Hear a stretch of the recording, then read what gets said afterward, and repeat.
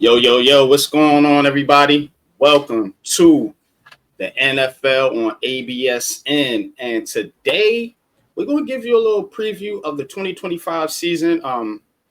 And this is going to be the AFC South division. So y'all stay tuned. We're going to talk about the Texans, of course, the Colts, some questions there.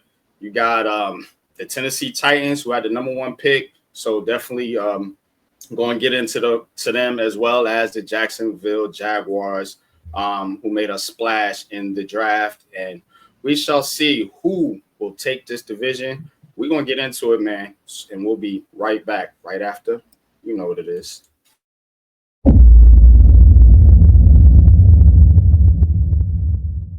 Righty K, the Raisin Man.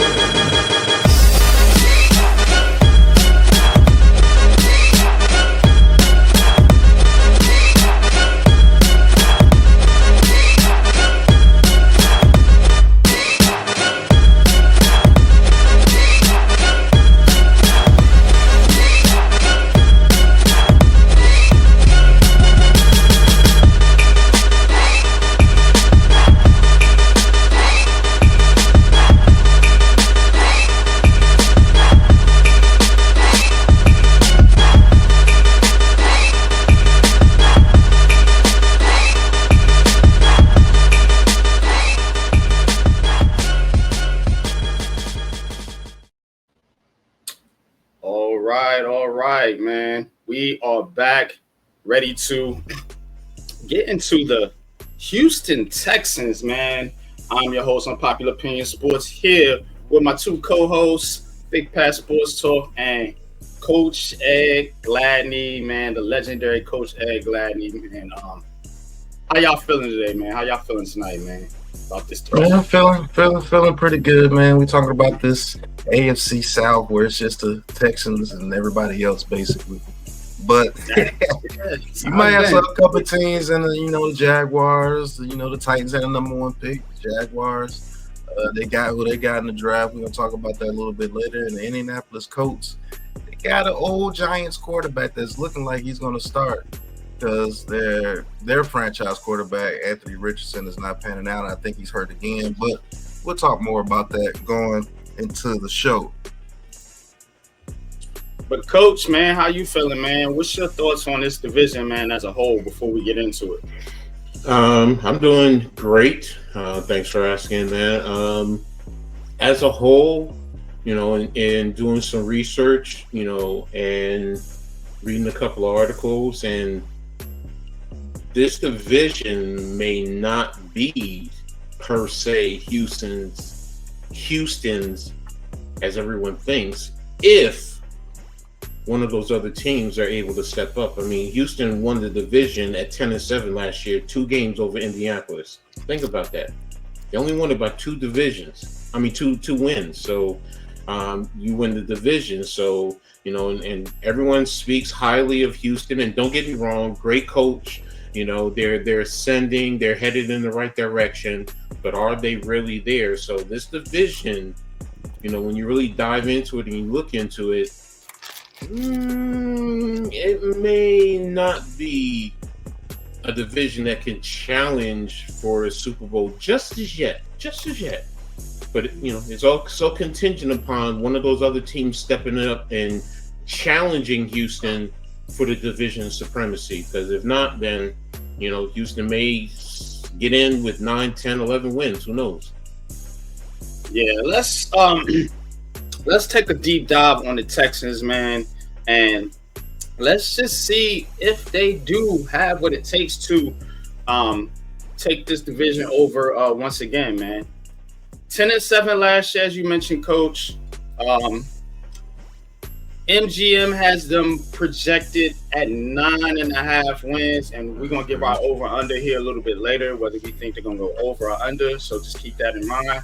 Strength of schedule, not too bad of a strength of schedule ranking for the Texans, 18th, under 500, man, for the total teams. That is based on last year's record, though, so it can be one of those things where,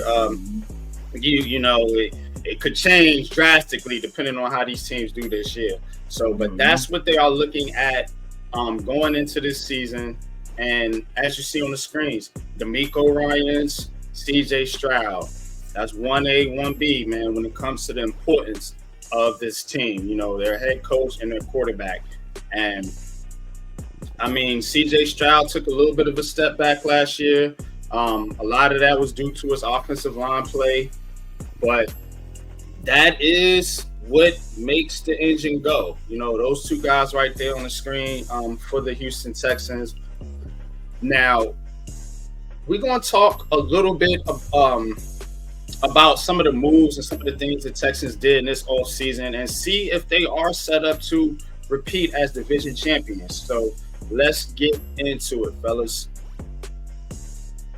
So I'm going to start here with the key losses. Now, they did have some turnover here. As you can see, trading Laramie Tunsil to the Commanders was one of those head-scratching moves, if you want to call it that. Not sure why they did that, but, you know, then they traded another offensive lineman, Kenyon Green, to another division NFC East rival, the Philadelphia Eagles. We lost Devin White to the Raiders, Jeff Okudah to the Vikings, and, of course, Stephon Diggs, the big one, going on to the Patriots.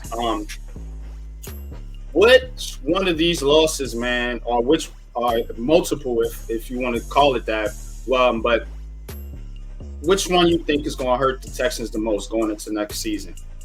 Which one of these players? One that hurts them the most? That by not having them, yeah. Which one of these losses? Probably Laramie Tunsil, the offensive tackle, if you consider that hurting them.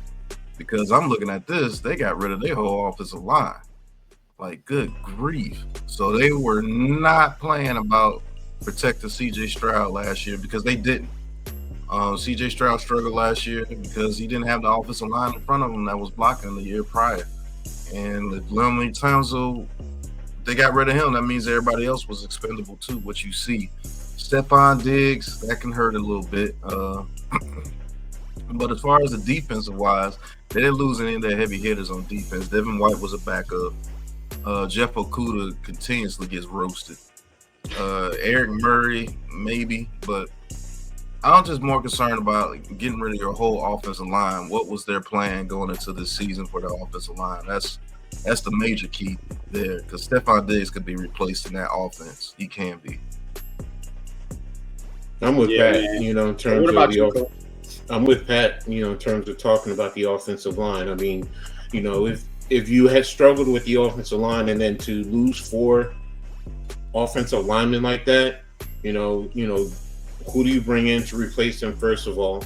Second of all, first of all, Laramie Tunsil, why did you get rid of him? Why did you trade him? Because in the NFL, you do not trade your left tackle.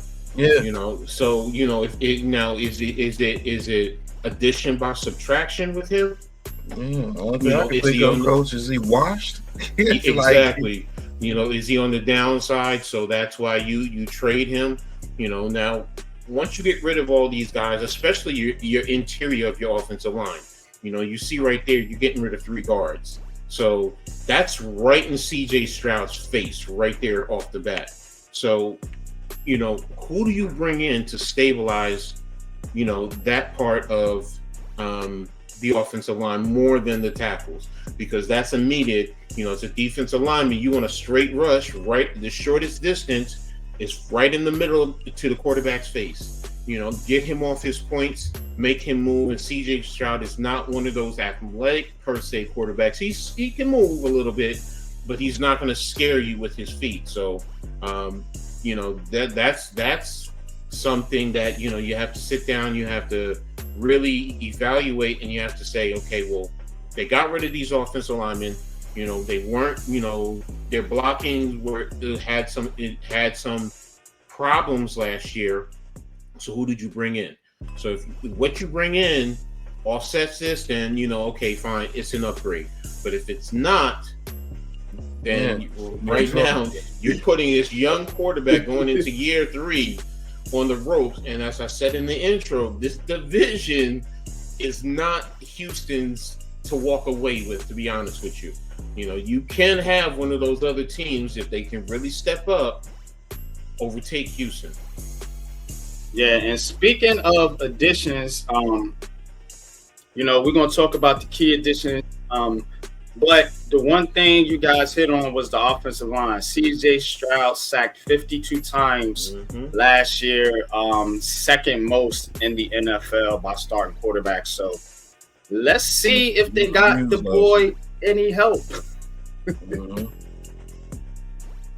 Oh yeah, they did a lot. They did a lot. My goodness. In the off season there.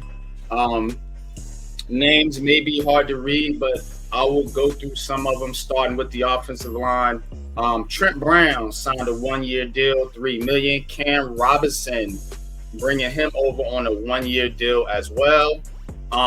Also acquired Ed Ingram in a trade with the Vikings. Offensive guard Ed Ingram. Laken Tomlinson signed a 1-year deal with the Texans as well. So they did bring in some pieces for CJ Stroud. Also signing Nick Chubb, Christian Kirk, Justin Watson. So they're bringing in a couple receivers here, and we'll take a look at what they did in the draft. They did add some pieces on defense too. Sheldon Rankins, of course, re-signing Derek Stingley Jr. was the most important thing they could have did. And they also brought in C.J. Gardner-Johnson. Did they do enough, though? Did they do enough to help out C.J. Stroud? Just looking at free agency right now, guys. What's your thoughts? I'm going to tell you something. I'm worried about C.J. Stroud. Because unless the dudes have some kind of career resurgence, Laken Tomlinson was trash when he got his contract from the Jets. Trent Brown has not been the same. Cam Robinson can't stop getting penalties. Ed Ingram, he got traded from the Vikings because he got outplayed. Like, I am, man. Yeah, I don't care who you got there on offense. If their offensive line plays like they have been playing, and I'm talking about the guys that they brought, CJ Stroud, you better go get some Lamar Jackson treats, because he's going to be out there running. Man, that's bad. Yeah, it's bad over there. That's why they all got 1-year deals, because, okay. Thank you, Pat. That was my whole point, you know. That's the first thing that that really clicked in my head. I'm like, well, you're giving them a 1-year deal, so you're trying to tell them to show me that you have something, but you want them to protect your franchise quarterback. And it's not just one player coming in on a 1-year deal. You got 3 of them. And then, you know, Ed Ingram, who got traded in from Minnesota, couldn't stick in with Minnesota. So, you know, Minnesota said, hey, take him, because they brought in an upgrade over what he brings to the table. So, yes, this is a concern. So the only thing I'm going to say is, seeing that Nick Chubb is there, and then I'm not saying he's elite, but are they going to be more geared to trying to grind it out a little bit more and get into play action to help take some of the heat off of the pass rush in terms of, you know, getting after the quarterback? Because right now, this is a concern for me too, Pat. You know, I mean, you know, Cam Robinson, you couldn't stick out with Jacksonville. Yeah, Jacksonville. Come on, man. You know, I mean, and, you know, Trent Brown, like you said, you know, is he on the? I mean, right now, with giving up Tunsil for Brown, it's like, it really doesn't. I think the offensive line got worse. If your tackles are Trent Brown, Cam Robinson, and your guards are Ed Ingram and Laken Tomlinson, you might have a problem. That's where the run game comes into play, and that's where I'm looking Mixon at. And Nick Chubb, get your chin straps ready, because you're gonna be running. That's what I'm saying, Pat. It's you know, you're looking at this. I mean, yeah, you have some some nice little skill position, and you throw in Irv Smith as a tight end, right down the seam for the quarterback. Okay, little things like that. Okay, Christian Kirk. You got Kirk, to add on to oh man, I'm sorry. It's name. Go ahead, Pat. It's gonna be the quick game over there with the Texans. Get the ball out quick. Let what's my boy, the receiver, Nico Collins, get those deep in routes that they seem to get him wide open on all the time. But their defense is gonna have to step up, and that quick passing game is going to be key, man, to stop that pass rush from coming in there so fast. Because, just based off this, man, that is crazy. We did add some pieces in the draft, fellas. So let's take a look at what they did in the 2025 NFL draft, and then we'll take a look at the overall state of the roster. So they did bring in Arante Irsay, offensive tackle out of Minnesota. I do love the addition of the two Jalen's out of Iowa State, Jalen Higgins and Jalen Noel. Running back Woody Marks is somebody that me and you scouted, Pat, down at the Senior Bowl. He should add a boost to their running game. And I mean, Jalen Reed, safety out of Penn State. Hopefully he can help out, backup safety over there for the Texans. But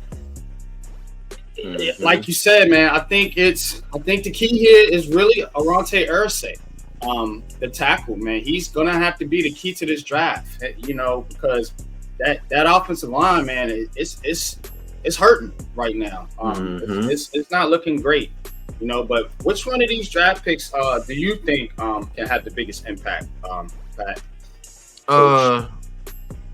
Be honest with you, the one they need to have the biggest impact is Arante Irsay, and I do think he will have that big impact. I just noticed, man, the Texans like a lot of dudes named Jalen Noel, Jalen Smith, Jalen Reed, Jaden Higgins, but that's crazy. A guy that people are not going to be talking about a whole lot is that guy Luke Lachey, Iowa tight end. I think he's going to be the starting tight end by the end of the year. I don't know how he fell to the 7th round. How does the Iowa?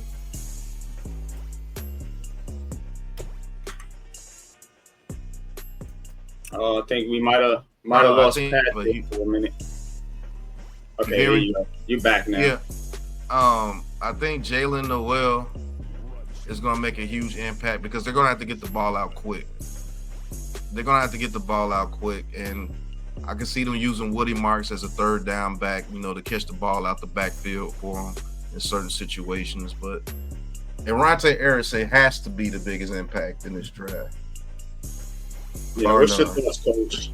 I'm with Pat. It's going to be contingent upon Irsay, to come in. I mean, he's a big boy, so you're coming from Minnesota, which goes back to what I was saying earlier about the run game. I mean, you have a big body player like him, you want to try and grind it out a little bit more. So, because initially, is he going to be able to adapt and adjust to handling the speed in the NFL? Yes, he comes from the Big Ten, so, you did go up against some pass rushes out in the Big Ten, but, it's a different ball game when you get to the NFL. So, and again, him adding to the offensive line, can it help? Hopefully it does. But right off the bat, it's still going to be a concern because, also you only added one offensive lineman in this draft, just one. You got rid of four. Yeah. And you took a page out the Giants playbook. Yeah. So this is a concern of mine right now. When thinking about the Titans, and and when you look at their schedule. And you break it down and you go over it. I mean, right off the bat, you're going up against two division winners. Yeah. We're going to preview the schedule. That's going to be this. Yeah, it's not great. It's not great right now for the Texans. But let's take a look at their overall roster here. Got it pulled up, man, and let's just try to pay attention because we've been talking a lot about the offensive line. So right now, yeah, Cam Robinson is slated to start at left tackle. You got Laken Tomlinson right there at left guard. You also have let's pull it up a little bit for you guys. You got Titus Howard, right guard, Blake Fisher at right tackle. Oh boy, I forgot they got Blake Fred. Okay. And yeah, Arante Ursay, I guess they're looking for him to probably replace Cam Robinson at left tackle. So yeah. Now they look good skill position wise. We'll see what happens with Tank Dell, but Jaden Higgins and Jalen Noel definitely going to boost that receiving core, as well as bringing you still got Nico Collins. You brought in Christian Kirk. Blake. Dalton Schultz, the tight end. He's still there.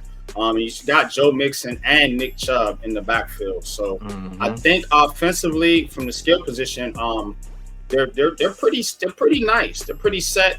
Going over to the defense real quick. Danielle Hunter.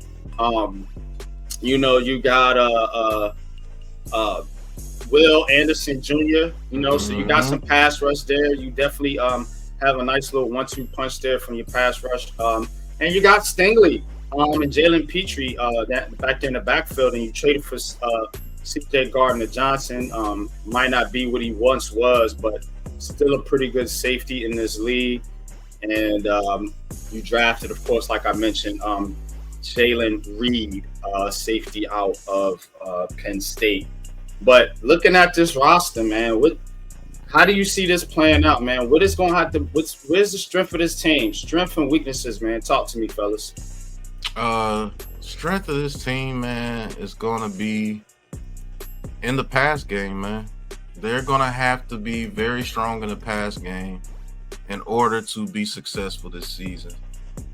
And what I mean by the pass game, the quick pass game to set up the run, because I don't trust that offensive line, man. I don't trust it. Even though Blake Fisher, I forgot they had Blake Fisher. He's half decent. But CJ Stroud's going to have to work that magic that he had in that very first year, his rookie year. And they have the receiving core to do it, man. They're like 7 receivers deep. Yeah, they got some guys. Yeah, they got a guy, even with Tank Dell being probably going to be hurt for the whole season.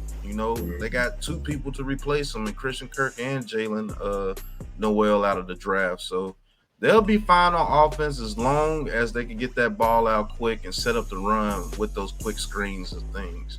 So I don't think you're going to be able to see that deep down the field pass offense the way they were doing CJ Stroud's rookie year. And you're going to see a lot more what they did last season when that offensive line started to struggle, get that ball out quick and put that thing up to Nico Collins and let him go get it. I'm looking for Nico Collins to have a big year this year as well. But the offensive line scares me, Coach. I'm going to be honest with you. I'm with you in terms of the offensive line. Right now, in terms of the strength, I'm going back to the run game, because if I'm looking at this, I'm looking at you got to run the ball. You have to set up the rock and play good, sound, fundamental defense, it can't be a high scoring type of a venture in terms of offense. You can't expect them to go out there and score 30 and 40 points, on an average. I'm not expecting that.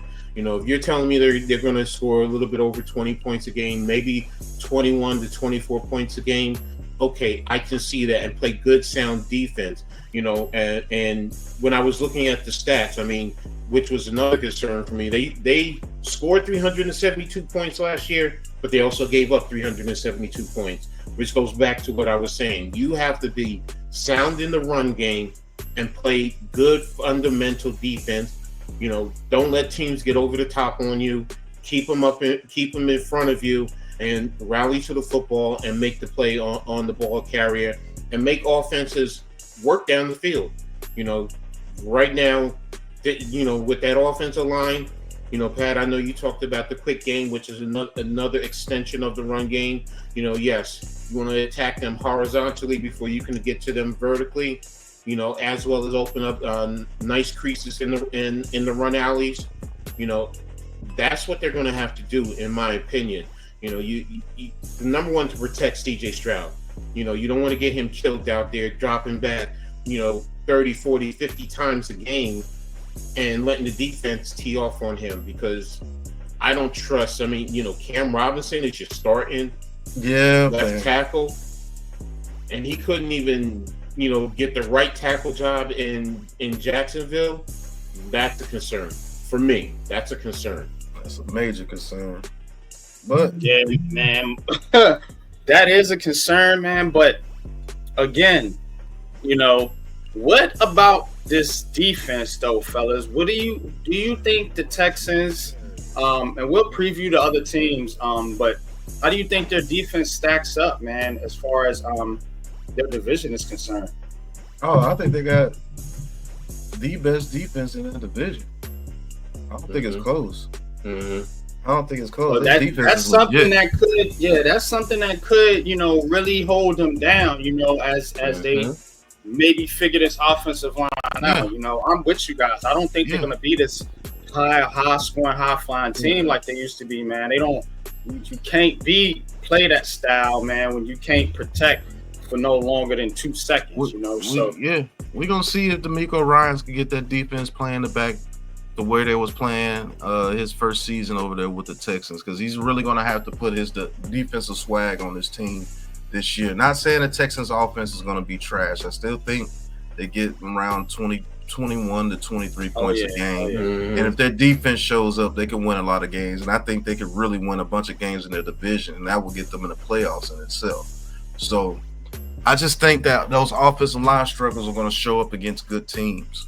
That's when I think the Texans are going to struggle, when they face the playoff teams in the AFC. And speaking of, man, good transition, look at that schedule, man. Let's get to the schedule, man. You're playing the AFC West and the NFC West right there off the bat. You're playing those two divisions, so you're playing, the Chiefs. You're playing the Chargers, who are not an easy out. Denver, Denver has that tough defense. The Raiders, okay, you can question the Raiders. They're still a work in process. When you go over to the NFC, you can say, okay, the NFC West teams are, they were okay. They weren't the greatest. Los Angeles right off the bat. You go to LA, the first game of the season. Yeah, and you're starting against two division winners. Now, look, it's the NFC South, but Tampa Bay is not a slouch. They're not a slouch. They can still play a little bit of football. So, right there, do they come out 0-2, or can they come out 1-1 to start off the bat? Before you start getting into league play, division play. So, but go ahead, Pat. The schedule right here. I actually think they start off 0-2 because that offensive line is going to have to gel. And Tampa Bay's defensive line ain't no joke. And the Rams pedigree on the defensive line. The Rams coming at you. So I think they can start off 0-2, but then I think they get back on track with two division games. Like I said, Jacksonville, Tennessee. Then you go to Baltimore. I think that's going to be a struggle. I think that's going to be a huge struggle. Then you get your bye week.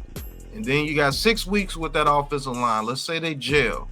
I think they can beat Seattle. I think they can beat San Francisco. Now, Denver, on the other hand, that might be a butt whooping. I ain't gonna lie to you, that might be a butt whooping over there in Denver. But every time they get a bad team, guess what they get? Division games. So you get Jacksonville and Tennessee right after another hard game. Back to back, too, yeah. And then Buffalo, who knows what Buffalo, because Buffalo might have one of those games where Josh Allen can't create that magic, and they might lose them to the Texans. Then you get another division game in the Colts. Kansas City. I think they could play well with Kansas City, to be honest with you. I think they could beat the Cardinals. They could definitely beat the Raiders. That's another butt whooping with the Chargers, I believe. I believe the Chargers are going to run the ball very well against them. I truly believe that. And then you get another division game right after that. So I can see them having a good season. Pat, see, I have to disagree with you on one key point because you said the Seattle game is coming after a bye and it's a Monday night and you're going out to Seattle. That's tough. And Frisco had a lot of injuries last year. They really did. Now, what Frisco team are we going to get? Are we going to get championship contender in San Francisco? No. Or are we going to get more of a version of what we saw last year? I'm still waiting to see with Frisco. But, if they can get anything in between those two games are still tough, man. To me, can they win them? Yes, you're right. They can win them. But I don't think they're going to be, you can pencil them in as a win in that regard. Especially coming out of the bye and you're going to Seattle on a Monday night. Wow, that is tough. Turn around and play San Francisco and sit after a Monday night game. That's where I'm like, okay. And don't forget, before that, Baltimore is physical. So is for Baltimore. I mean, you're going to be in a tough defensive game. Do you lose any? I mean, what about Knicks and I don't wish that on anybody, but do you lose anybody during that game? And Baltimore is going to come after C.J. Stroud, and that, so right there, that really concerns me. Those 4 games, because I'm going to throw Denver in there, because Denver plays that tough defense. Those 4 games right there, really, tough stretch, yeah. I'm like, yeah, can they be 2-2 when they play Baltimore? Yeah, I'm probably going to say 2-2. Best case scenario, 3-1. But then, it really starts to hit. Baltimore, yes, you get the bye, but then you're going out to Seattle on a Monday night and then come back home after short rest to play San Francisco and then Denver.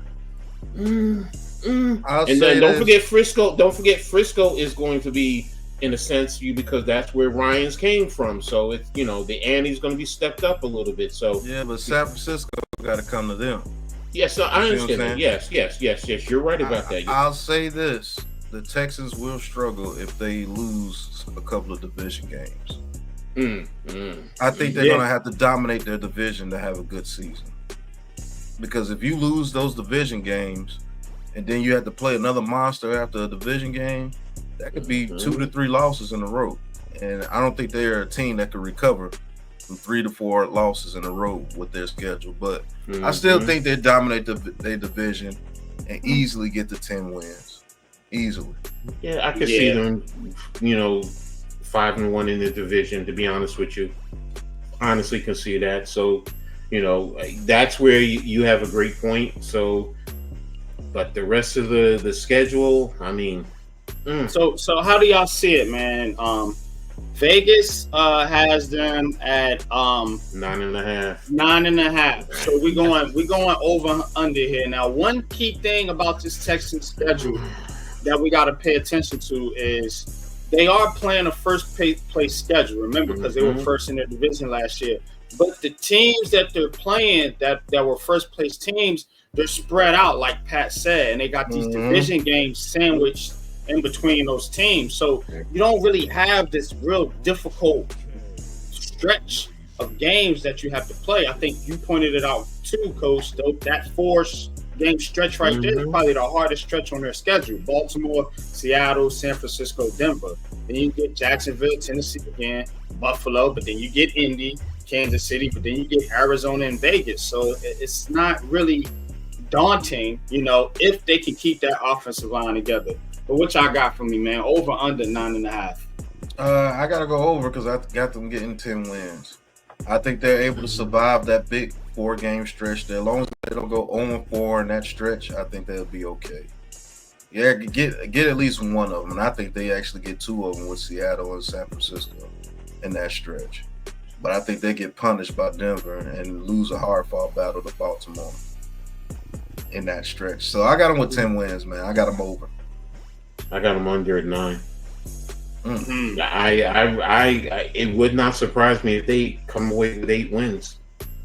It would not surprise me. Well, they got to lose some division games to do that, man. I think they're going to win 1. Yeah, I think they're going to win 1 to 2. I mean, they're going to lose 1 to 2 division games. And I can tell you right now, it's going to be both Jacksonville and Indianapolis. Those are the two. I think one of those 4 games, I think they'll. I mean, 2 of those games they'll lose. We'll see. We will see. Right now, if I had to say, I'm gonna go with the over, 9.5, just because I don't. And we're gonna get into the rest of this division, but it's not shaping up to be one of the tougher divisions in the NFL. And I think when you have a quarterback like CJ Stroud, who's a tough-minded quarterback, and you have a coach like Nico Ryans, I do think, them two together, and with their experience now, remember, this is a team that's been together for a couple of years. I think they can push through to 10 wins and take and probably take this division. But let's continue, man. We're going to get into our next team here, right, and we'll be right back, man. All right, we back, man, with the Jacksonville Jaguars. Rough year last year for Jacksonville. Rough year, man. Finishing 4-13. Of course, their quarterback Trevor Lawrence. Much has been talked about him. And we'll see if he has a bounce back year in Jacksonville. But they're only projected to win 7.5 games. Strict for schedule, ranking 24th. So not a gauntlet for the Jaguars, but they themselves have struggled in recent years, and made a big move in the draft. We're gonna talk about that. Made some moves in free agency, but yeah, man. What do you think, man? About this Jacksonville Jaguars team, man? Before we get into the moves they made and break down the roster and all that, man. Just what's your overall thoughts about what you've seen in Jacksonville last year? I think this Jaguars team last year was a major disappointment. They were projected to be a whole lot better than what they were at 4-13. They gave Trevor Lawrence his money, big money, like real big money. And Trevor Lawrence turned out to be a dud, man. I think a lot of their struggles is because of his struggles. You put a lot on this kid's plate. You brought him over there to be your Dan Marino or your Patrick Mahomes or whatever when you drafted him. I think he was one of the highest recruits to come to the NFL, generational as they call him, what he did out there in Clemson. And he hasn't shown that Clemson pedigree in Jacksonville. And what is Jacksonville doing for that team since they let go of Tom Coughlin when he had those guys as Super Bowl contenders, when he built that defense over there? And I think they allowed their players to control that. They got Tom Coughlin out of there, and they've been down ever since. And they did get that playoff win against the Chargers and I think the year prior, but it's just something about this Trevor Lawrence kid, man, that I just think giving him that money might have been a huge mistake. And I just think if you're still trying to make this team go through Trevor Lawrence, you're not going to be anywhere as good as you want to be. I think they need to take a page out of the Chargers, bring in a coach that can contain Trevor Lawrence and make him be basically a regular quarterback. You ain't got to go out there and be Josh Allen, Lamar Jackson for us to win games. Let's get the run game started and make sound and crisp and correct throws. Like Trevor Lawrence misses wide open receivers so much. And they got some talent over there at the receiver position, believe it or not. But it's with that guy in that picture, man. What is he going to do? And T-Law, man, they did go out and get him a new coach. Liam Cohen, the offensive, I believe he's the offensive coordinator for the Tampa Bay Bucks last year. So they did, they did make a move in the front office for Trevor Lawrence. But coach, our resident coach, man, what's your thoughts on? Go ahead and talk a little bit about Liam Cohen and also what you seen last year with the Jaguars. And do you think Mr. Cohen may be the right man to turn Trevor Lawrence around? I don't know. He did some things over there with Tampa Bay and Baker Mayfield? For me, he's still someone you have to watch. I mean, he was OC for 1 year and got the head coaching job. So that's kudos to him. That's what every coach would love to do. Go from position coach to a coordinator and then a head coach in a fast track. So I'm not poo-pooing his ascension, but I would have loved to have seen him a little bit more as an OC. Another year or two before you get a head coaching job. But hey, that seems to be the trend in the NFL. Try and get to these young coordinators as quickly as possible. But from past experiences watching our favorite team with the Giants with Ben McAdoo, is that always the right thing to do? So it leads me to wonder. Trevor Lawrence, I think one of the biggest things is going to be his maturation, but his ability to stay on the field. The past few years has been about injuries with him, and not being out there. So, and that takes away from your ability to grow as a player. So, that's what I'm going to be looking for, with him this year. And what do they do? I mean, the head coach, what type of system are you putting in? I mean, everybody raved about him with Tampa Bay. I mean, okay, kudos to him. He helped resurrect, in a sense, Baker Mayfield's career. So can he do that with Trevor Lawrence? I'm sorry. I just, it always sticks in my head, Sunshine from remember the Titans. But can he resurrect his career and get him headed in the right direction? So they're both tied together. So. Mm-hmm. And Trevor Lawrence, of course, signed that 5-year, $275 million contract extension. Has not lived up to the bill so far, but we'll see. All right, let's take a look at some of the players that the Jaguars lost here this offseason. Of course, we talked about Christian Kirk being traded to the division rival Texans, which doesn't happen a lot in the NFL. Evan Ingram, man, who played a big part in their offense, won't be there, as will not Gabe Davis, who has moved on. Josh Reynolds, now a Jet. And, did lose some pieces on defense. Ledbetter going to the Giants, and then Ronald Darby retiring, apparently. So, but which one of these losses, if any, do you think is going to have the biggest impact on the Jaguars moving forward? I got a couple of people, NYG. If you can bear with me, I think Dearness Johnson is a loss for them. I think Dearness Johnson stepped up when Trevor Etienne is going through his struggles. I think the loss of Christian Kirk is really going to hurt Trevor Lawrence, because I think that was his quick guy, and that's what Trevor Lawrence does best. Even though he has a strong arm, his deep ball, he seems to always overthrow people. The loss of Evan Ingram and Luke Farrell, both his tight ends, is going to hurt.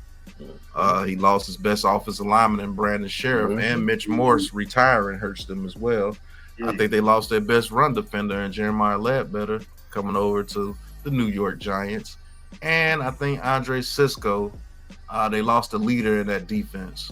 And Andre Sisco, he talks a lot of noise. He's not that great, but he is a good player. I'll give him that. And Ronald Darby retiring, I think he just got tired of getting his butt whooped. So, they lost a couple of pieces, man. But I don't know what you think, Coach.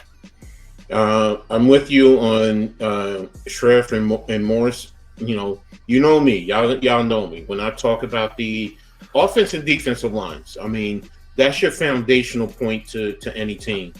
So when you lose key pieces there, how do you replace that? And then, like you said, Kirk and Evan Ingram. I mean, those are really, as much as Giants fans don't like hearing it, but Evan Ingram became a reliable contributor to Jacksonville. They used him the way the Giants did not use him when he was here. You could talk about the drop passes, but he became reliable. He really did. And Kirk, what can you say? I mean, we've seen what his maturation, through the years. So I'm with you, Pat, on those key players. What are you doing, which goes into, especially offensive line. I talked about CJ Stroud, straight rush right into a quarterback's face. That's right there in the middle of the quarterback's face. So what are you doing to replace that and hopefully improve there, to help your quarterback grow, especially a quarterback who has been dealing with injuries for the past couple of years? Yeah, man. I agree, man. People been sleeping on Evan Ingram, man. He's a good player, man. He was a good player with the Giants, and I think he's going to be dynamite over there in Denver, in Sean Payton's system with Bo Nix, man. But I'm with you guys, man. Those weapons that Trevor Lawrence lost, is going to impact them. But new coach, new system. So we'll see, man. Let's see who they bought in for this new coach and this new system. All right. Getting into it here. Johnny Mundit. They signed Nick Mullins, I guess, to back up Trevor Lawrence. De'Ami Brown coming over on a 1-year deal. They signed Patrick McCarry from the Baltimore Ravens, a good guard right there. Also signed Fred Johnson to help out on the offensive line. Couple pieces on defense. Dwayne Smoot, Emmanuel Ogba, and Jordan Lewis being added to the defense there. But which one of these key additions, man, do you think is going to have going to help out the Jaguars this season, man? Which one of these, man, you think is going to have the biggest impact? It's going to be, oh man, this team here, bro. They got a lot of fill-ins. A lot of those contracts with fill-in players. Mm-hmm. Want to see what Jordan Lewis and Eric Murray. Because the Jaguars, I do believe if Trevor Lawrence gets his act right, the Jaguars offense will be okay. It'll be okay with De'Ami Brown coming in as that third receiver behind Thomas and a future draft pick that we're going to talk about here soon. Him being as a third option. I think that would be okay. But Jordan Lewis and Eric Murray are going to have to pan out because that secondary can get cooked at any given time. It can be. And if their defense is not playing well, I don't think this Jaguars team will play well because it's just something about that kid, Trevor Lawrence. Hopefully he proves me wrong, but I just don't think he's a $55 million man. I just don't think so. And when you put that much, capital into one player, you're expecting him to be that guy to put you over the hump, and he has shown he's not that guy. So they're going to need their defense to get back to playing good defense, holding you to 17 points, 20 points, sometimes 14 points when the offense is struggling mightily. And then they lost Christian Kirk and Evan Ingram, those two guys that bailed them out to move the chains a lot of the times. What is Trevor Etienne? Is his head straight, or they're going to have to get rid of him? Then you lost Dearness Johnson, the guy that came in and filled in for him. So we'll see. I'm not going to say I hate the moves that they did, but it was just a bunch of fill-ins, man, to me. I don't think they got better with this free agent class. Yeah, man. Definitely not a lot of splash moves. But what's your thoughts, Coach? Who do you think can have the biggest impact from the Jaguars offensive their offseason additions here in free agency? Logan Cook.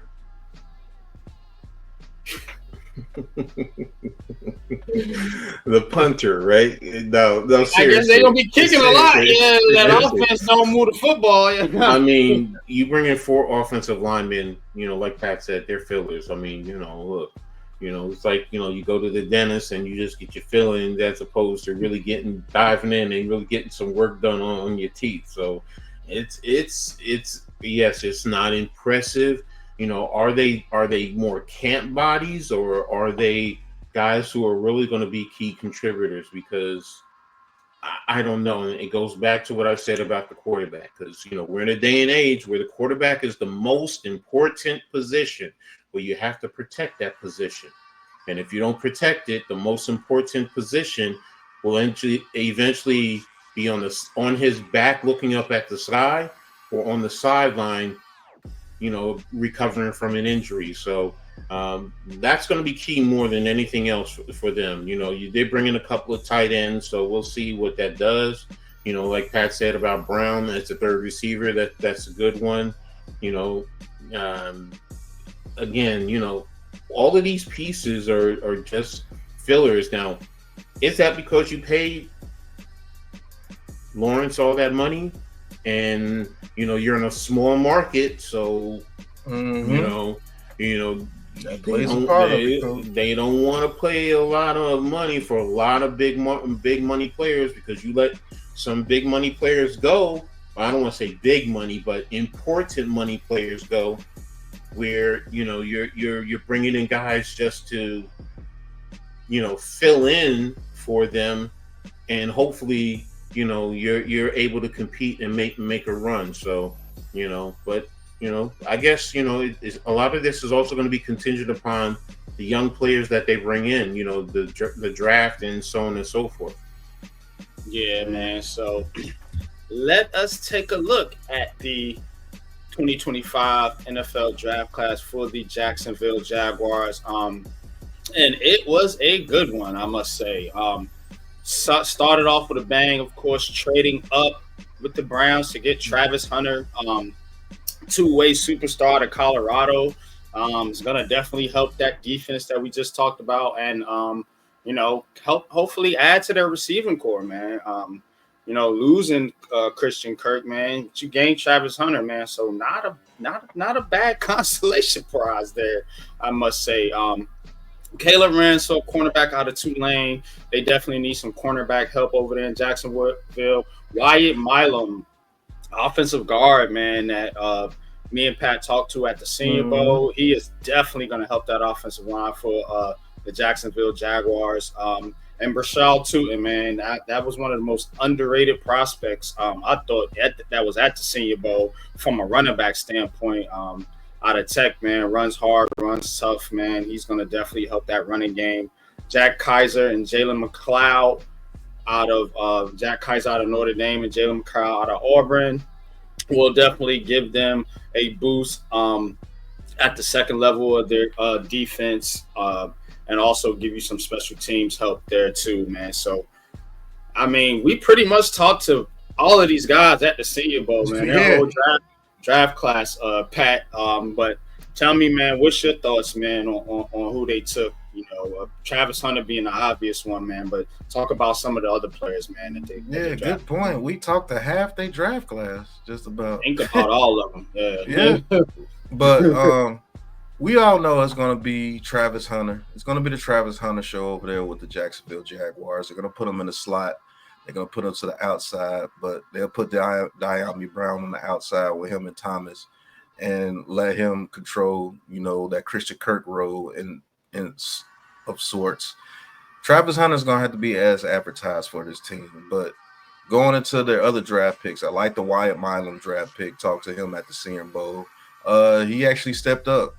When we said, hey, we want to see a little bit more toughness from you in that interview, he went out there and he showed some toughness. He made himself into a third-round pick. We talked to Tootin, very good running back. Talked to Kaiser, very good coverage linebacker. So is Jalen McLeod. He got a little bit of thump to him. He's a straight line, but he's a coverage guy as well. And I like the LaQuint Allen at 236 from Syracuse. He could be that guy that could get those grimy yards. Moheen too, man. Yeah, Moheen from USC. He was pretty well as well. So their draft class is way better than their free agent class for me. I like their draft class. And if they, develop Liam Cohen, or however you say his name, Liam Cohen, you got to develop. This is a draft class where they're like molds of clay, and you develop them right, they can turn into a pretty doggone good draft class. because even Ransaw from Tulane has some skill that he can, produce for him. Yeah, man. But what's your thoughts, Coach, man, on the Jacksonville Jaguars draft class? And do you think any of these guys, outside of the obvious Travis Hunter, can come in and contribute to immediately for this team? Well, let's start with Hunter. First of all, how do you use him?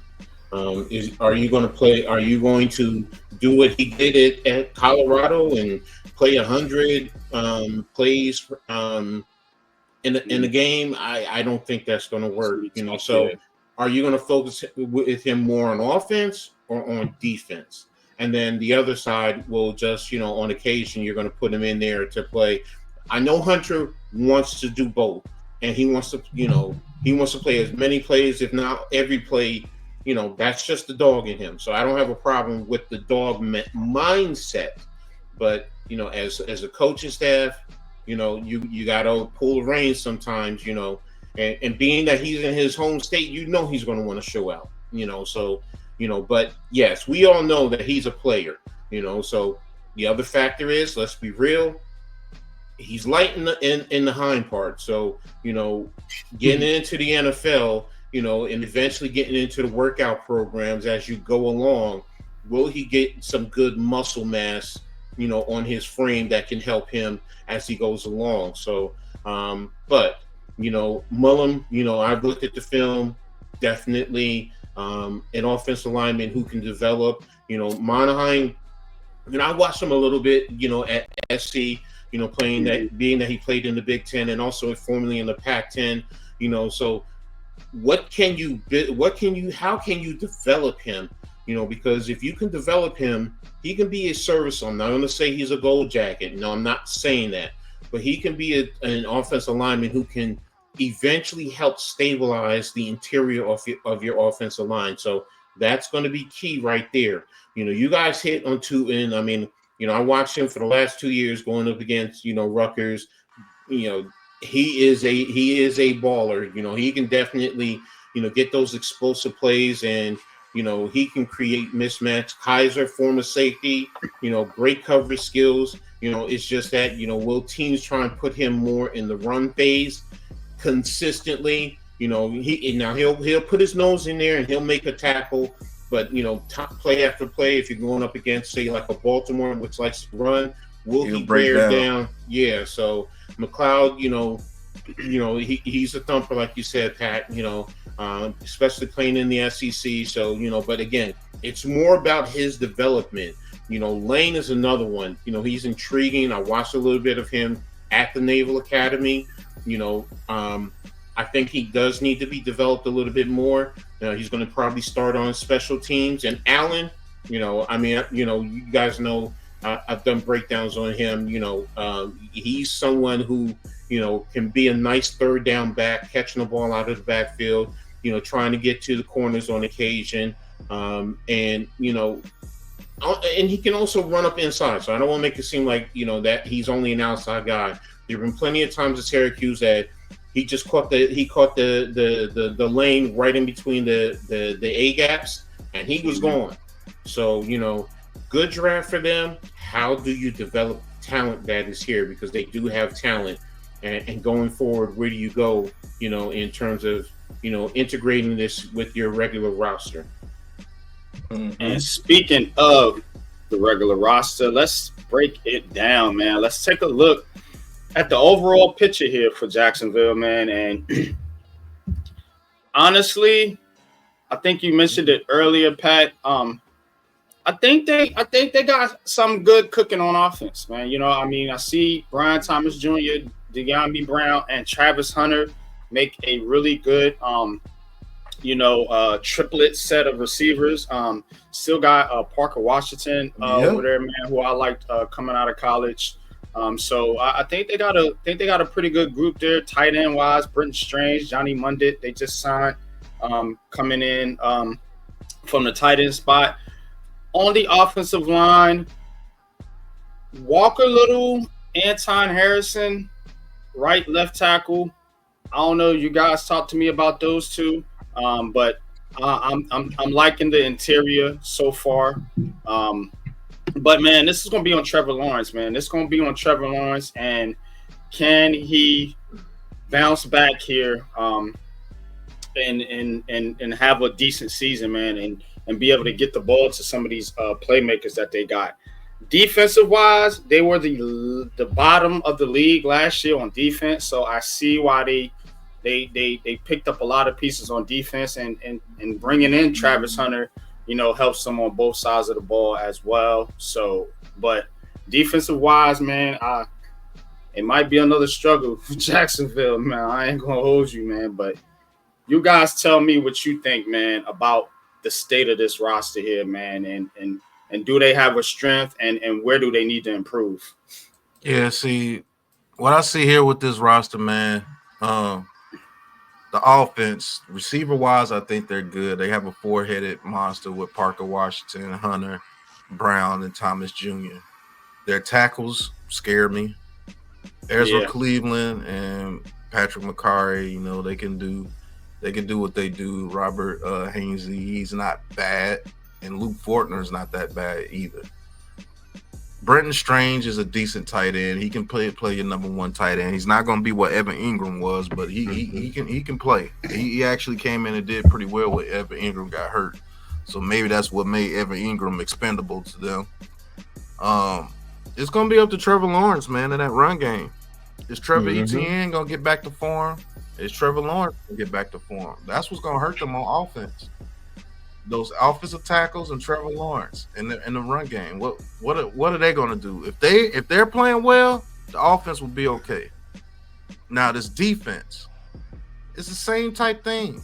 Trayvon Walker, number one pick overall. Has he been the guy that they wanted him to be since drafting him? I don't know. I have to do a little bit more research, but I haven't seen him, be that impact guy that opposite of one of the best pass rushers in the game, and Josh Hines Allen. Is Devin Lloyd going to step up and be that all-world linebacker they need him to be? And that secondary scares me, man. That secondary scares me. You got Eric Murray. Yeah, it's thin out there, bro. Yeah, you got Tyson Campbell and Jerry and Jones on the outside. Both of those guys get cooked. Jordan Lewis shows that he can be decent, but he can get cooked too. Now the safeties, Savage and Murray, half decent, but yeah, that roster there kind of scares me. Trayvon Walker, he had 10.5 sacks last year. He's had 10 sacks the past couple of years, but sacks don't tell the story. Yeah, what's his impact? Right, and again, we're talking about one of the worst defenses in the NFL last year. So obviously that pass rush isn't having the big impact that you're talking about, Pat. Now, but Coach, man, I'm going to turn it over to you. Talk to me a little bit about this roster, man, and what do you think? How do you think they set up, man? What is the strengths and where do they need to improve? I always start with, me. I always start with the offensive line. So what do you get there?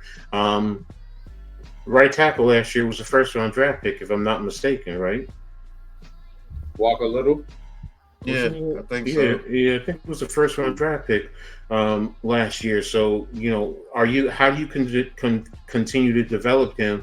And then with the interior, I mean, I was looking at the running back depth chart. I'm like, I forgot they had Tank Bigsby over there. So, with the running backs that you bring in, yes, Pat said it best. You're going to have. No, they didn't have a first-round draft pick tackle last year. Where was Little drafted? Walker Little. I swear he was a first-round draft pick. Hold on, let me look him up real quick.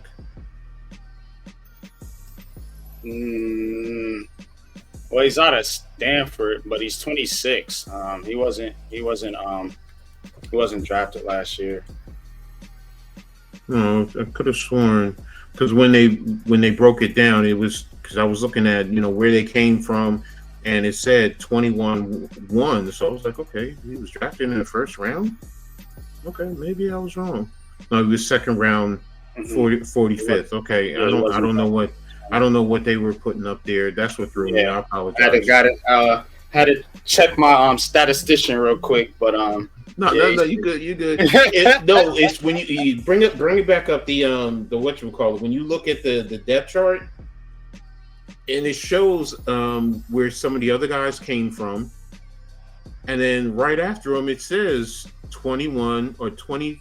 No, that's not. Yeah, Anton Harrison. I'm sorry. Don't look at that. Yeah, that's not what it is. That's what threw me. I was like, okay, wait a minute. That's something that they got. Because others they put down Minnesota. You see, all right. So that's what throwing me. I was like, okay, that's not how we read this depth chart right here. Yeah. Nah. Okay. Don't pay attention to those numbers. Pay attention to the colors. The colors is the colors is coded. The yellow colors are free agent ads. The purple colors are draft picks, and the blue is blue I think is undrafted free agents. The light greenish color, and then the blue is the people that's already been on the team from last year. Okay. So all right, I apologize. So, but okay. I mean, the offensive lineman, is what really concerns me. So, what do you have out of them? So, what are you getting out of Cleveland? Ezra Cleveland, Walker Little. What type of players are you going to get? Because if that offensive line can, be physical at the point of attack and then help the run game, will the run game also help Trevor Lawrence? Because, you do have some, good quality outside pieces in the receiver aspect. Defensively, Pat broke it down perfectly. I couldn't have said it best. The only thing that I was wondering, because when they had Jordan Lewis, and they brought him in, I was like, okay, I thought he was, a nickel. So, and they do have him there. But I also thought Christian Braswell was someone who I was like, okay, Christian has a great opportunity. And I'm familiar with him because he's from Rutgers. And I watched what he did and his progression. Now, he's second on the depth chart, but last year he got a lot of play. So I'm like, okay, was this going to be his opportune time to step up? But, you bring in Lewis, competition, hey, will it force them to step up? But, overall, when you look at their defense, last year, you guys said it best. They gave up 435 points. That's a lot. Ridiculous. And they only scored 320 points. So that's a differential of 115 points. So you're scoring about 19 points a game, but you're giving up roughly about 28-ish, somewhere around there, 29. Mm-hmm. So that's defensively, you're going to have to really step up more than offensively. You're going to have to produce, but defensively, as the offense continues to develop, you have an offensive-minded head coach coming in. What is he going to do to help that offense grow? Defense is going to have to do something. They're going to have to step up. And when Pat, you said it. You got to look at Walker and Allen up, and I looked at it. I was like, wait a minute, you got some good defensive ends over there. Or I thought you did. Where are they at? They had 34 sacks last year, Coach.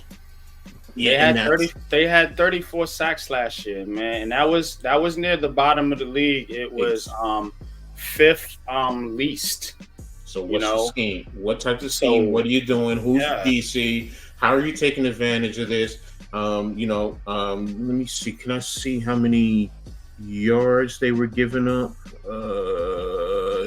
Defense. Defensively, they rushing. The Jaguars were giving up 4.4 yards per carry, 511 carries for 2,254 yards, 19 touchdowns given up, 20 plus yards. You gave up 12 over the whole season. So, they definitely have to improve in the run game. Pat already spoke about their passing. You have defensive backfield. You know, there's concerns there, but it starts with the run game. What I always talk, what I always preach: offensive line, defensive line. That's where the run game is won and lost, and that's where you have two edge rushers. Okay, great, but what are you getting from your interior? What are your linebackers doing to help in the run game? And remember I talked about Jack Kaiser earlier. Teams are going to try and run. Well, Run straight at him. Are you going to force him to be, to come down consistently in the run game? What type of defense are you going to run? It says a forefront, but is it more? Is it going to be over under? What are you going to do to take away the run and force teams to be one dimensional? And then hopefully your edge rushers will step up and play at the level that they're touted to be as far as pass rushers. Yeah, man. 10 games last year, Trevor Lawrence, 11 touchdowns, 7 interceptions. And to me, I'm with Pat. That's kind of where it starts, man. This kid is making $200. He got a 5-year, $275 million contract, and yes, you got some pieces. You got some pieces. It's not the best roster, but you got some pieces. Make it work on off now. On defense, I'm with you, man. I think this team just gonna struggle. I don't feel their direction. I don't feel the direction that they're headed, because you got these pass rushers and they should be producing, man, but you only had 34 sacks last year. Sacks ain't the telling story of it all, but I'm sure if we was to go a little bit deeper, we'd see a bigger problem than just the sacks. You know what I mean? So we don't not have enough. Yeah, it's called confidence. It's called, momentum. Your offense takes away from you, but we'll get more deep into that as we get into the season and we see exactly what's going on. Yeah, man. And speaking of the season, man, this is how it shapes up for Jacksonville. This is how it shapes up, man. Carolina, Cincy, Houston, San Francisco out the gate. You get Kansas City, Seattle, Los Angeles right there. And then you got a stretch of Vegas, Houston, the Chargers, the Cardinals, the Titans, Colts, Jets. I mean, it's not the hardest schedule in the world, fellas. It's not. And they got them at 7.5, though. Seeing the roster, seeing the schedule, I think they're going to have some difficulties in the beginning. I will say that. But towards the end, they should pick up a few games. But 7.5, man. 7.5, man. What we doing? Over or under for Jackson? All right. I'm going under, bro. Yeah. Look at that first, out of the first 8 games, first 7 games. You got Carolina. I think Carolina can beat them. Cincinnati, I think that's a butt whooping. Houston, I think that's a butt whooping. San Francisco, I think can beat them. Kansas City, I think is a butt whooping. Seattle, I think can beat them. The Rams, damn sure can beat them. I think they could be 1-6. Yeah. At best, maybe 2-5 in those first 7 games. And then you play the Raiders. Let's just say I give them the Raiders 3-5. Houston, no. Los Angeles, Chargers, no. Cardinals, let's just say they beat the Cardinals 4. Tennessee, 5. Indianapolis, maybe 6. New York Jets, no. I think they lose to them. Denver, no. And they're going to lose one of those Indianapolis, Tennessee games, because they always do. Yeah, I see them 7 at best. Best. I'm going under, man. Coach, what you got, man? Over under 7.5 for Jacksonville, man. Looking at the schedule and knowing what you know about the roster and the overall team now. I'm under. I'm taking under because even if they started 2-0, even if they started 2-0, it's just right after that. Those next 5 games is like, okay, I can't see it. So, but and I don't think they're going to win the first two. I'm not saying that they're definitely going to win it. They can come out 1-1. Like what Pat said, 1-6 to start. And then you go to Vegas. Are you beat up when you go to Vegas by that point in time? And are you mentally tapped out? Because you have a new coaching staff. Thinking you're gonna walk over the Raiders, man? No, I don't think that. Because we talked about exactly. And Carroll is going to do his thing. To instill a culture over there. Pat broke it down. I mean, Houston. No, because it's on the road. Chargers. Even Arizona is not an easy one for them. It's like you look at it, and it's can they win? Can they win 7 games? Yes, they can win 7 games. Can they push 8 games? Maybe.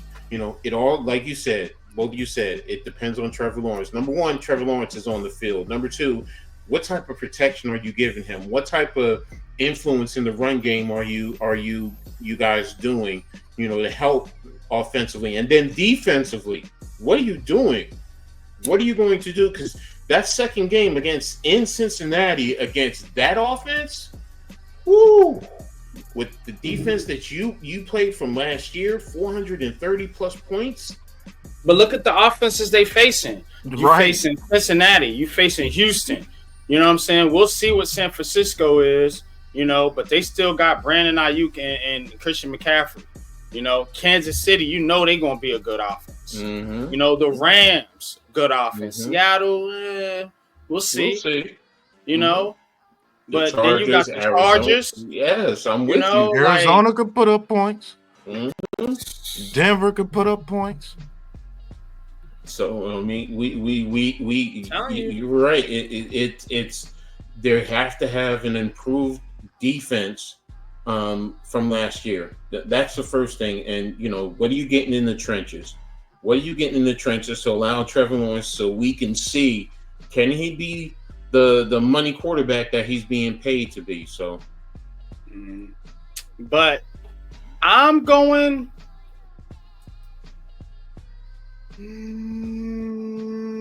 under. Yeah. I can't see this team winning 8 games. I'm sorry, Jacksonville Jaguar fans. I know, I understand. You want hope. You got Travis Hunter. You got Trevor Lawrence. TNT. Travis and Trevor. But I don't think that's going to get you to 8 wins. I don't think that's going to get you to 8 wins. And while your division isn't tough, and we're going to get to the Colts, and we're going to get to the Tennessee Titans. But let's not act like you're head and shoulders above those teams. And I don't think you're beating the Texans either, because that seems to be the cream of this division. I don't see it. I don't have a lot of faith in this team. And me and Pat, we've done a lot of Jacksonville Jaguars games the past couple of years. And nah, man. Trevor Lawrence, I'm sorry. That might be a mistake. That might be something they will regret. But you still got to play him, and you still got to play football. I don't see it turning out too well, even though you got a so-called soft schedule. Tell me who you stopping out of those offensive teams that we talked about with the defense that you got, that you put out there on the field. Rookies are rookies, and they're going to play like rookies, which means you're going to have a lot of mistakes, probably some turnovers, probably some miscommunication. And even if you're competitive, you'll probably lose those close games because you have a rookie head coach. So, again, I don't think this is lining up to be a good season for Jacksonville. I'm definitely taking the under here with the Jags, man. But last thoughts, man, before we move on to our next team, fellas. Jaguars need some help. It's going to have to come from Trevor Lawrence, man. If Trevor Lawrence turns out to be that $55 million man and go out there and make sound decisions and make, some clutch passes here or there, they may get that over. But I just don't have no belief in that kid, man. I just don't. I said it before, with the new coach, Especially a coach who quickly ascended to the position. What are you getting out of him? What type of system is he implementing to help develop the players on this roster, whether they're rookies or veterans? What are you doing to, help these players get the most out of their ability? So, and then, you guys said it, Trevor Lawrence, number one, he got to stay on the field, man. The best ability is availability. Trenches, I always speak on it. What are you doing down there in the trenches to help him? And look like you have some decent running backs. So what type of running game are you going to establish? So we'll see. But yeah, help, like you said, Pat. Yeah, they need a whole lot of help. So a whole lot of help and a whole lot of Mac Jones, though. Mac Jones. Man, please. All right, y'all, man. We're gonna switch it over, man, and we're gonna talk about the Colts, man. We're gonna keep this thing moving, man. We'll be right back. All right, man. We are back, man. We are back here to talk about the Indianapolis Colts, man. Anthony Richardson, Shane Steichen, Richardson, of course, dealing with some things. Dealt with some injuries last year, and it hasn't started off well with Anthony Richardson and the Colts. And there are some questions. There are some legit questions there. Now, the Colts, to their credit, didn't have as bad as a season as you might think, given the fact that their starting quarterback was injured most of the year. They were still 8-9. Even being 8-9, though, Vegas Bet MGM has them only projected to win 7.5 games this year. And we'll get into the schedule later, but strength of schedule ranking 25th right now, so towards the bottom of the league. So they have an opportunity here to get better. Whenever you have a sort of a last place schedule, that's the NFL giving you an opportunity to get better, improve your ball club, and get some more wins this year. But 8-9 was pretty good for the Colts. What did you see out there last year, fellas? And is this what's up with AR-15, man? What's up with Anthony Richardson, man? Is he the guy? I think that's the thing the Colts have to ask themselves. Is this the guy, or are they going to be in a quarterback search here pretty soon? Y'all talk to me about the Colts. This Colts team is real simple, man. You got to find out Anthony Richardson is the guy. Struggled mightily with his accuracy and just playing the quarterback position in general. I tried to tell people this before he was actually drafted that high by the Colts, that he wasn't ready. I'm a Florida Gator fan. I've seen it. Can he do some amazing things because he's just uberly talented and just a superior athlete the most? Yeah. But that don't matter in the NFL. You got defensive ends running just as fast and faster than what he's running. So, and they're bigger. So, and he's hurt again. So you're gonna have to find out what you got in this kid Anthony Richardson real quick. And when it comes to quarterbacks, it's good to cut your losses early. If you put the talent around them and they still are not projected to what you want them to be, and he's often injured. He's injured again. So that's leaving an opportunity for other quarterbacks to come in and step in and have to be the leader of the team. So the Colts, to be honest with you, the only thing I really see them got going for themselves is Jonathan Taylor, because they had one of the worst defenses last year too. They let us put up 50 points almost. So, oh man, it's ridiculous. But go ahead, Coach. You're right, bro. To say on them, bro. The Colts, number one, is going to be about defense. 435 points over the whole season. That's roughly about 26 points. You scored about 22 points a game, 320 points a game. I'm sorry, I'm looking at the wrong team. 427 and you scored 377. So, it's a differential of 50 points, but, that goes a long way, especially in the NFL. So they definitely need improved quarterback play. It can't be everything about, Jonathan Taylor. You definitely have to see what you have in the quarterback, whether it's Richardson or whether it's our old boy Daniel Jones. What are you going to get out of the quarterback play in Indianapolis? Now, it's just it's going to be interesting. Richardson, like you said, Pat, being that he's from Florida, you said that he wasn't ready. People talk about, he has a cannon of an arm, but in the NFL, it's not about the cannon of the arm. I don't know why people think, he can throw it deep down the field. Well, you know what? If you can't throw it 10 yards in front of you to get a first down, what is going down the field going to do for you? And how many times do teams throw the football down the field, honestly, in the course of a whole game, 4 quarters? 5 tops?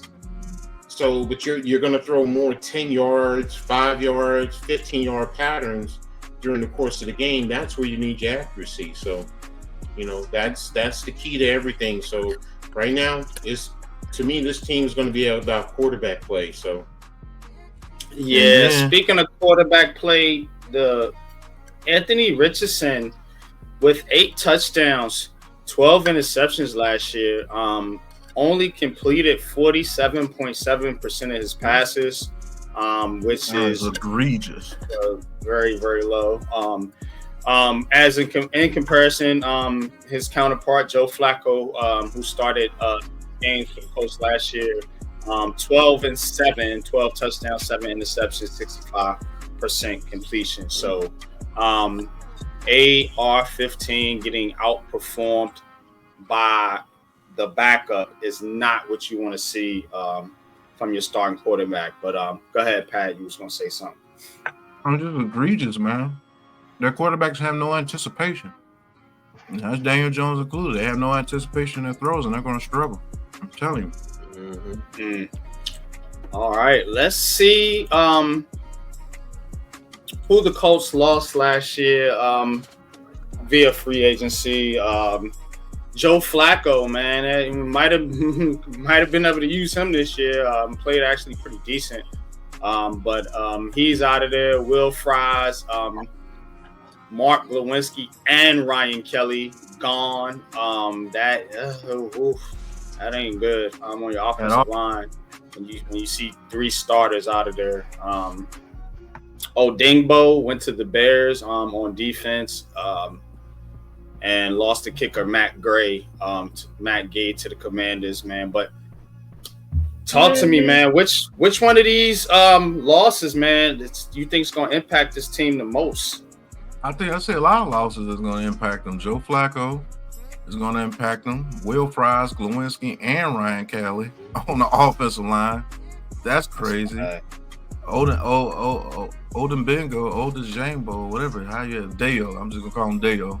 They lost him, one of their better defensive players. They lost E.J. Speed, one of their best linebackers. They lost Julian Blackman, one of their best safeties. And they even lost their kicker. This is looking bad. This is looking bad, man. That's all I can say. They lost a lot of key pieces. But, Coach, what you got, man? I'm with Pat. It's funny in this division. I keep harping on the same thing, the trenches. Yeah. All 3 teams that we previewed, the interior of the offensive line. And I'm not saying these offensive linemen were world beaters, but you still need to have some type of decent offensive linemen, which begs the question for me is, what do you have to do to replace this? Will Fries, Jersey boy too, and then Ryan Kelly, his teammate, going up to Minnesota. They both went to Minnesota. Oof. That Vikings line gonna be solid. And if I'm not mistaken, they had a decent offensive line last year. Right? Am I correct? The Vikings, yeah. No, I the mean Colts. Or the Colts, Colts. Yeah, they had a decent offensive line. So, I mean, you have whatchamacallit still staying over the mainstay from, what's his name, from Notre Dame. Why am I forgetting his name? He's a Jersey boy, too. But still, you have some decent, offensive linemen, so why would you let them go, especially when you have a quarterback who needs all the help he can get? Exactly. In Richardson. He needs all the help he can get. And now you're bringing in Daniel Jones, and we know Daniel Jones definitely needs some help too. Now on the flip side, when Daniel Jones, when he gets going, then he can pick you apart. I'm not going to sit here and say he's not going to be able to, but he's too robotic and he's too rigid in terms of his passing game. So no matter which quarterback is back there, you need to give him the help, and it starts with the trenches. So, it just baffles me with this division how they don't understand that. We're in a division that we harp on that. Pat harps about that all the time. In the NFC East, it's about the trenches. Yep. Why in the AFC South they're not understanding it's about the trenches? Well, that's the AFC South brand of football, man. I think those AFC South teams, when they play each other, it's going to be a lot of games with a lot of points scored. Or it's going to be a lot of turnovers because the defensive line is getting to those quarterbacks. I think that's what it's going to be. Yeah, it's going to be a lot of turnovers and a lot of points scored by opposing defenses. And you got to think, these quarterbacks we love CJ Stroud, but he had a down year last year. We talked about Trevor Lawrence. This team has quarterback questions, and the next team we're going to preview is starting a rookie quarterback. So, again, I think it's going to be hell for these offensive lines and these quarterbacks in this division. Just to be honest with you, man. But let's see who they picked up over there with the Colts, man. Of course, we talked about the aforementioned Mr. Daniel Jones, ex-New York Giant. Of course, all of us here are fans of the New York Giants, but just being, what they call the objective here, this is a good signing for the Colts. This is a good signing for the Colts because, you have somebody who's a veteran, who's been in a couple different NFL systems, with a couple different head coaches, man. And, Daniel Jones is somebody that's just going to go in there and work and do what they need him to do, whatever that is. So I think this is a good pickup for the Colts. Obvious protection for Anthony Richardson. Daniel Jones does have mobility, so you can run a similar system that you would run with a Anthony Richardson. Not saying he's going to be Anthony Richardson, but again, similar skill set as far as athleticism is concerned. Now, Khalil Herbert, love this signing. Khalil Herbert, one of the more underrated running backs in the league when given the opportunity. They re-signed a couple of their guys. Oh, Corey Ballantyne still hanging around the league. I remember him from the Giants. But the big one here, man, is Charvarius Ward. Charvarius Ward, 3 years, $60 million contract. Cameron Bynum, another big contract, 4 years, $60 million. So the Colts definitely focused on their secondary here in free agency. But who's the key guy here, man? Y'all talk to me, man. Which one of these free agent signings is going to have the biggest impact? Kind of know which way y'all might be leaning, but go ahead. Well, they're going to need Charvarius Ward to have the biggest impact. Sure. Signing him and Cameron Bynum from the Vikings to help out their secondary is much needed. Corey Ballantyne, very good veteran to have out there. I like the re-signing of Mo Alley Cox, and I like the signing of Khalil Herbert to give I just said his name, the running back, some help. Jonathan Taylor. Jonathan Taylor, some help over there. And Daniel Jones will be that veteran guy, to come over there if he has to play, and which is looking more and more likely that he is going to have to play. So I like the additions and free agency. Nothing flashy besides the Charvarius Ward. But you got to make sure his head's straight because he left San Francisco because of some things that was going on. Yeah. So hopefully he's okay. He got paid though, so yeah. So we'll see, man. But that secondary, yeah, that secondary is definitely gonna have to step up for him, man. For real. What about you, Coach? Who you see as the key signing here, or if you have a couple you could talk about? I mean, you talked about Ward and Bynum, which are going to be key on that defensive side. Giving up all those points, that's going to be a big factor. Especially going up against teams like, the Chargers. I already say the Rams. Sorry, the Chargers and the Chiefs. They can definitely score points, in different ways. So you need all the help you can defensively, and Daniel Jones. I mean, we're already seeing with Anthony Richardson, the issues there, not only injury, but you broke it down in terms of his accuracy, man.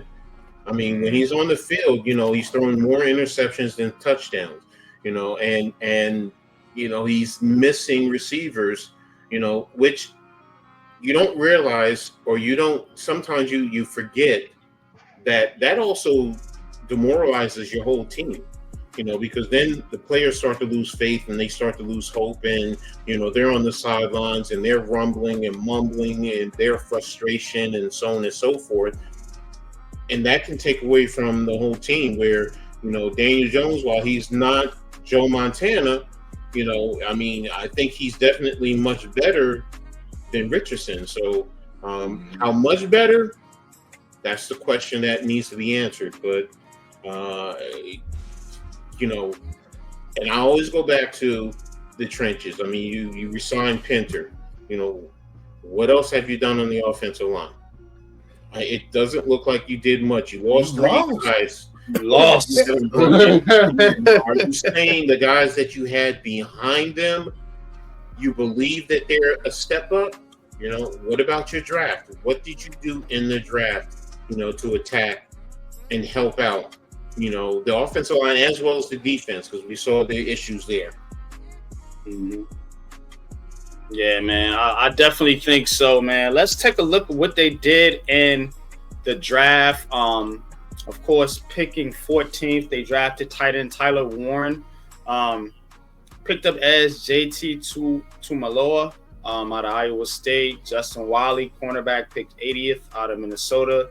Jalen Travis, offensive tackle out of Iowa State, who I personally think is one of the underrated draft prospects in the 2025 NFL draft. I think they got a steal there. The Colts did. DJ Giddens, running back out of Kansas State, should add some more insurance for Jonathan Taylor.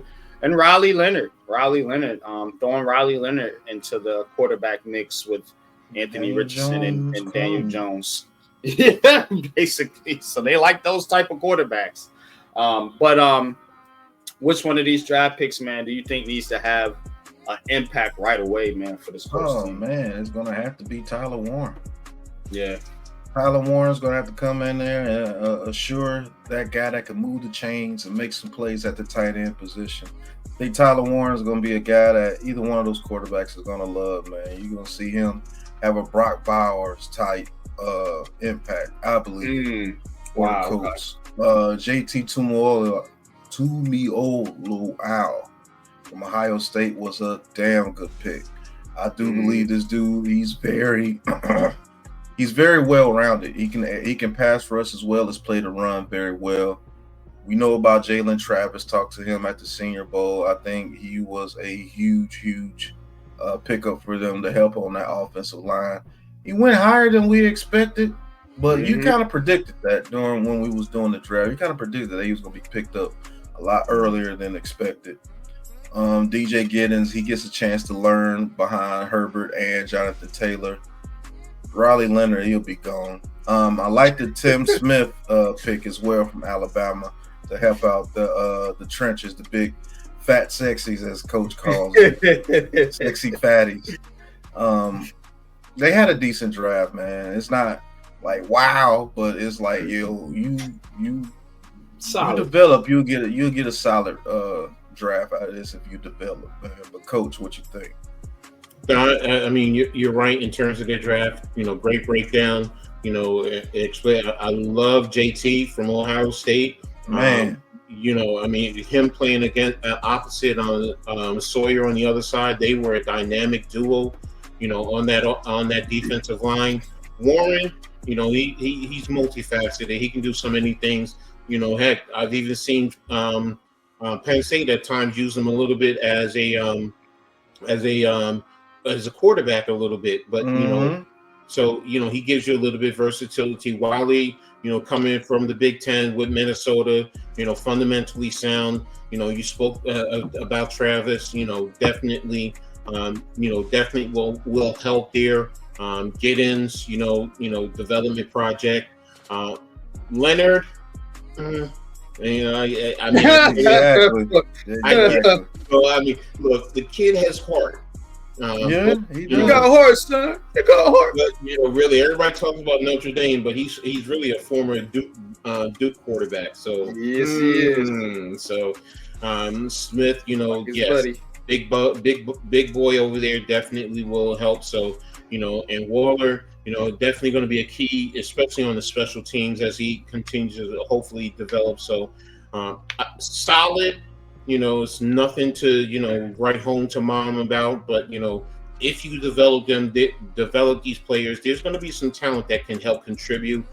I would have liked to see, especially with the losses on the offensive line, maybe another offensive lineman, but you know how the draft turns out. So you're gonna have to wait and see, and what do you do to develop? And don't forget, the head coach might be on the short-term list, as far as coaches that people are watching to say, is he going to stay or is he gone? So, what are you going to get from the players? So, yeah, man. What are you going to get from this roster? What are you going to get from this roster, man? Because I don't know, man. This roster isn't knocking anybody's socks off, man. I mean, I do like Pittman Jr. and Alec Pierce. I love Donnie Mitchell. I like the receivers. But again, that offensive line, man. Bernard Raymond is your start left tackle. Okay, good luck. Braden Smith on the right side. I don't know. Quentin Nelson's still there. Thank God for them. You got somebody there that can hold it down somewhat. But I think unless they can run the football, man, it's going to be tough for the Colts. And on defense, I just don't like it. I don't like what I'm seeing out there. Charvarius Ward was needed, thankfully. Kenny Moore's okay in the slot, nothing to write home with. Jalen Jones, Cam Bynum. You bring Cam Bynum in. Latu, Jalen Carries, Zaire Franklin are your Zaire Franklin and Carries as your linebacking core, and then you got Kawiti Pay and Latu on the edge here. So they did need Tuamolu to help out there for sure. So hopefully he can give them some pop there, man. But this defense is not great in my opinion. Just looking at the names, of course, they can always outperform their their status, so to speak, or their expectations, man. But it's looking like they're gonna get their butts kicked on defense, and their saving grace could be hopefully they can keep stay in games with their running game if Jonathan Taylor bounces back and making some timely throws with those receivers, man, who are not bad. They're pretty good. Josh Downs is pretty good too. But what's your thoughts, fellas, man? I think it's going to be hell, man, for the Colts on defense, in my opinion.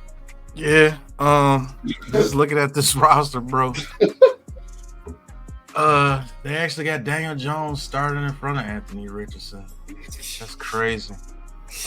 These roster depth charts are unofficial, folks, but this is what we use until we get official depth chart. From that offensive line scares the hell out of me.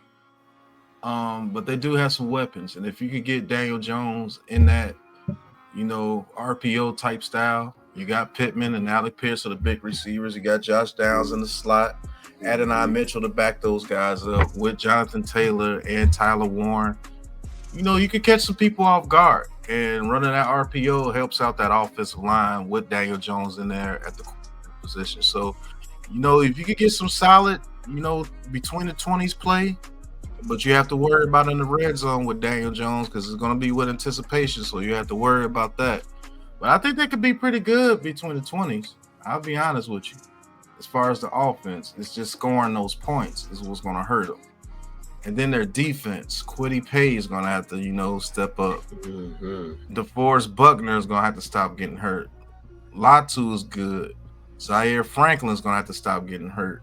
But their secondary, if Bynum and Nick Cross and Javars Ward play to their potential, they can have a decent secondary, but they're going to have to get after the quarterback. And can JT Tuimoloau come in there and help them out when he's replacing Kwity Paye or whoever other edge rusher that they have out there. So we'll see. But I am not excited about this roster. I'm just going to keep it a buck with you. What's your thoughts, Coach, man?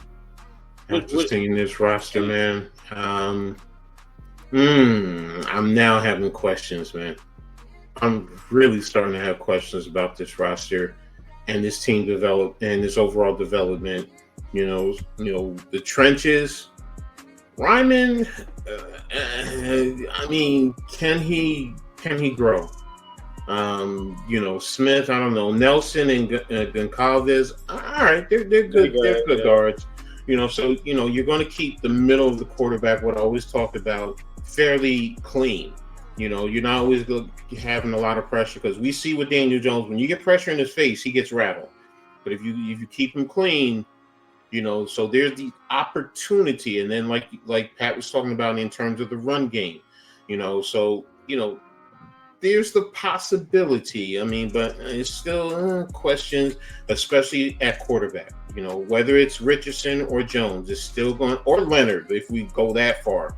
You know, it's still always going to be questions. So, and then defensively, you know, it just leaves me questioning, you know, especially if a team really gets physical and really just wants to run the ball, you know, all game long or for most of the game, then it just, you know, but if they can play well defensively, there's something, but I really still have questions now. So it's, you know, I was a little bit, you know, more optimistic earlier, but now I'm starting to become more pessimistic in terms of this roster and their schedule. Yeah, man. It's not. Shane Steichen is going to have to do a wonderful coaching job here to get the most out of this roster. It just, especially on defense, especially on the offensive line.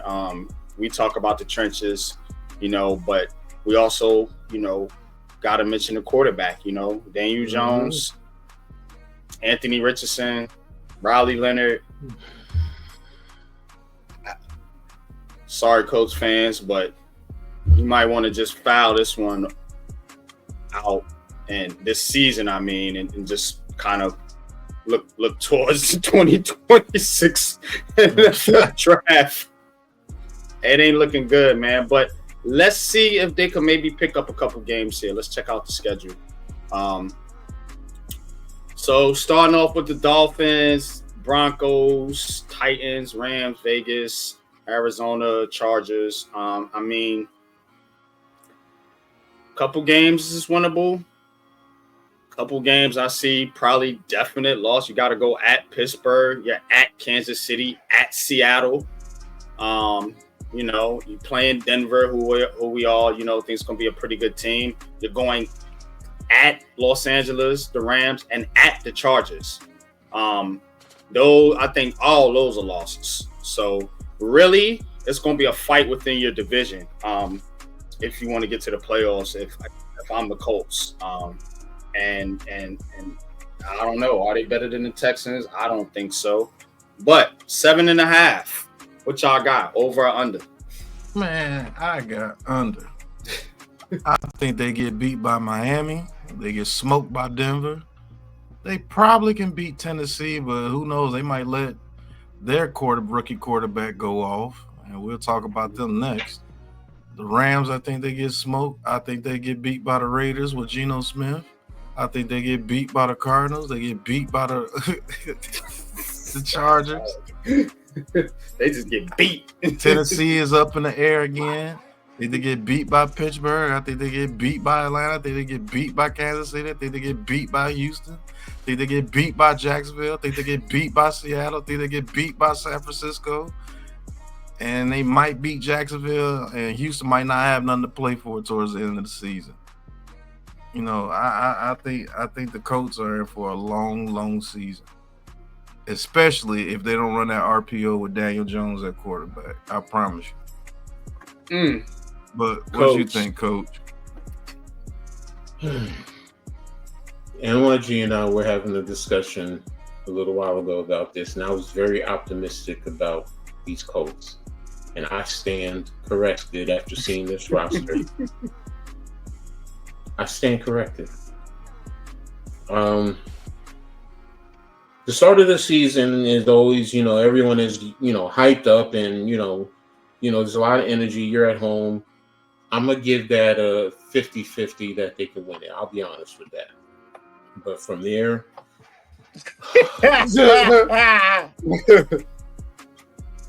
I mean, it's when you sit and you really think about it, you put everything in its total package.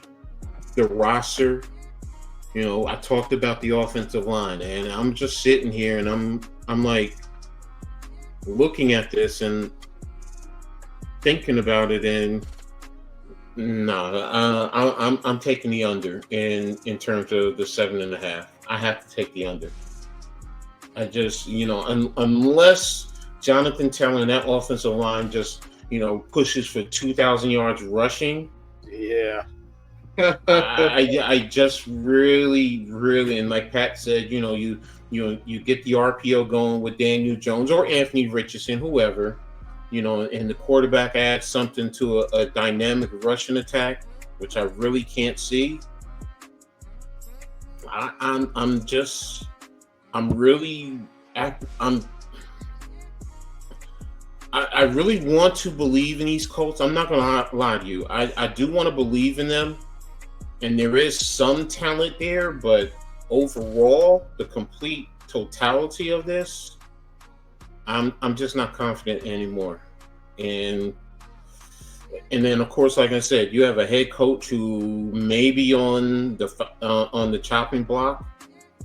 Especially if it goes the way I'm now starting to think. If you win 2-3 games, he's out of there, and they're going to be playing for one of those quarterbacks coming out next year, supposedly. So, I'm taking the under. Man. I'm taking the under 2. Colts could be headed for another top 5 pick. In my opinion, it's just, bro, when you got Anthony Richardson, who completed 47% of his passes. Mm-hmm. We know what Daniel Jones is. And Riley Leonard as your quarterbacks, bro, you're done. And your offensive line, like you said, Coach, I don't think is strong enough to really carry them from a running standpoint. And you make that team one-dimensional and put the ball in this man's hands or Daniel Jones or whoever, it's going to be a wrap. They don't have the horses to really, outscore teams like that. Playing that style. They're going to have to get it on the ground. And that makes it easy to defend. And you don't have one of those type of quarterbacks like Lamar Jackson or one of these dudes that's going to make you pay for playing in a box like that. Mm-hmm. It's not going to be good. I'm going under here with the Colts. And to be honest, their best chance is in their division. Mm-hmm. And I can't even say that they got that sold up, because, we just looked at Jacksonville and we looked at the Texans rosters, and you can argue they got a worse roster than both of those teams, roster wise. So I don't see it. Play. Yeah, and unless you're like I said, unless that head coach is the next head coach of the year and can coach this team into the playoffs with this type of talent that they have here. He's probably going to get fired. They're probably going to be picking top 5, and they're going to be in a quarterback hunt next year, man.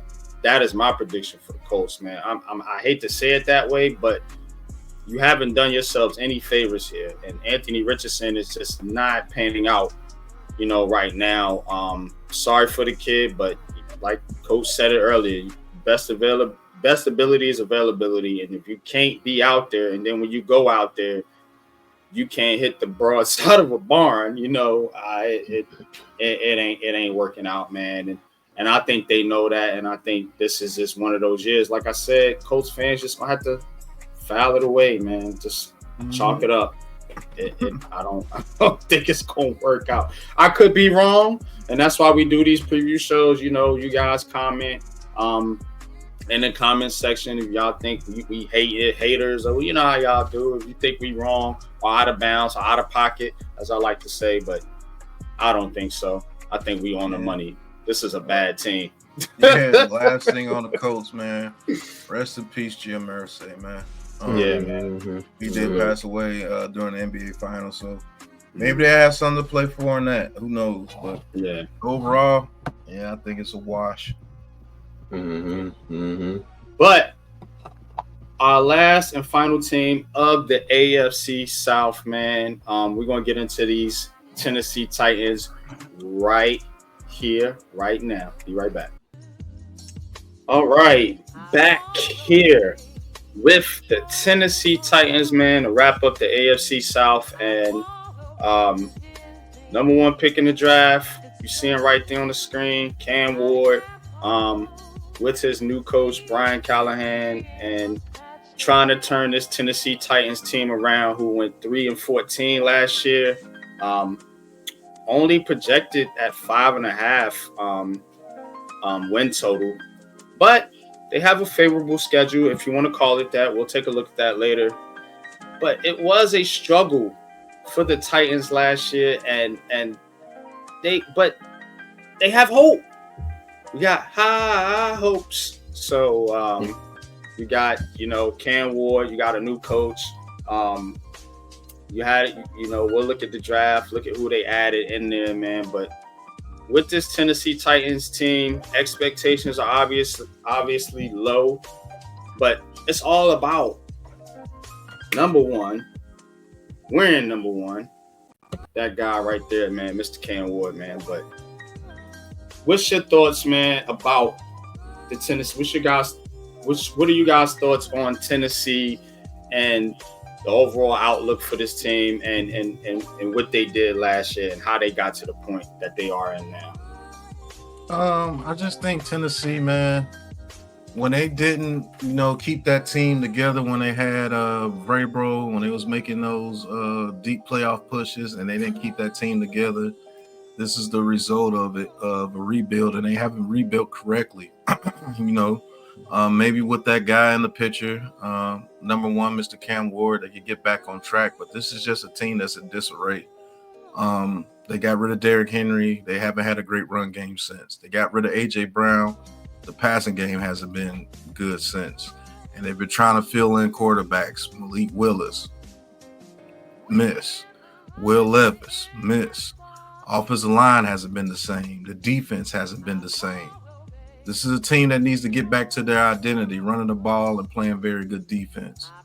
Hopefully they don't do the same thing to Cam Ward that they did with Malik Willis and Will Levis and, put them in a situation where it's not beneficial to them. They can't succeed. So this Tennessee Titans team, man, it's a race, man. I don't know, Coach. What you think about them? No, I'm with you, man. You gotta hope that with the new quarterback, new staff, you can get re-energized, the organization, the fan base, and slowly build it back to where it was headed before. but it's going to be a long process. It's going to be a hard one, but Tennessee has the patience. Then I think quarterback wise they did hit it right. I think they did get the right quarterback. So, but once we break down the roster and the schedule, we'll have a better outlook. But I think right now, I think they're headed in the right direction. Especially playing in the AFC South, as we already broken down. Much of the division.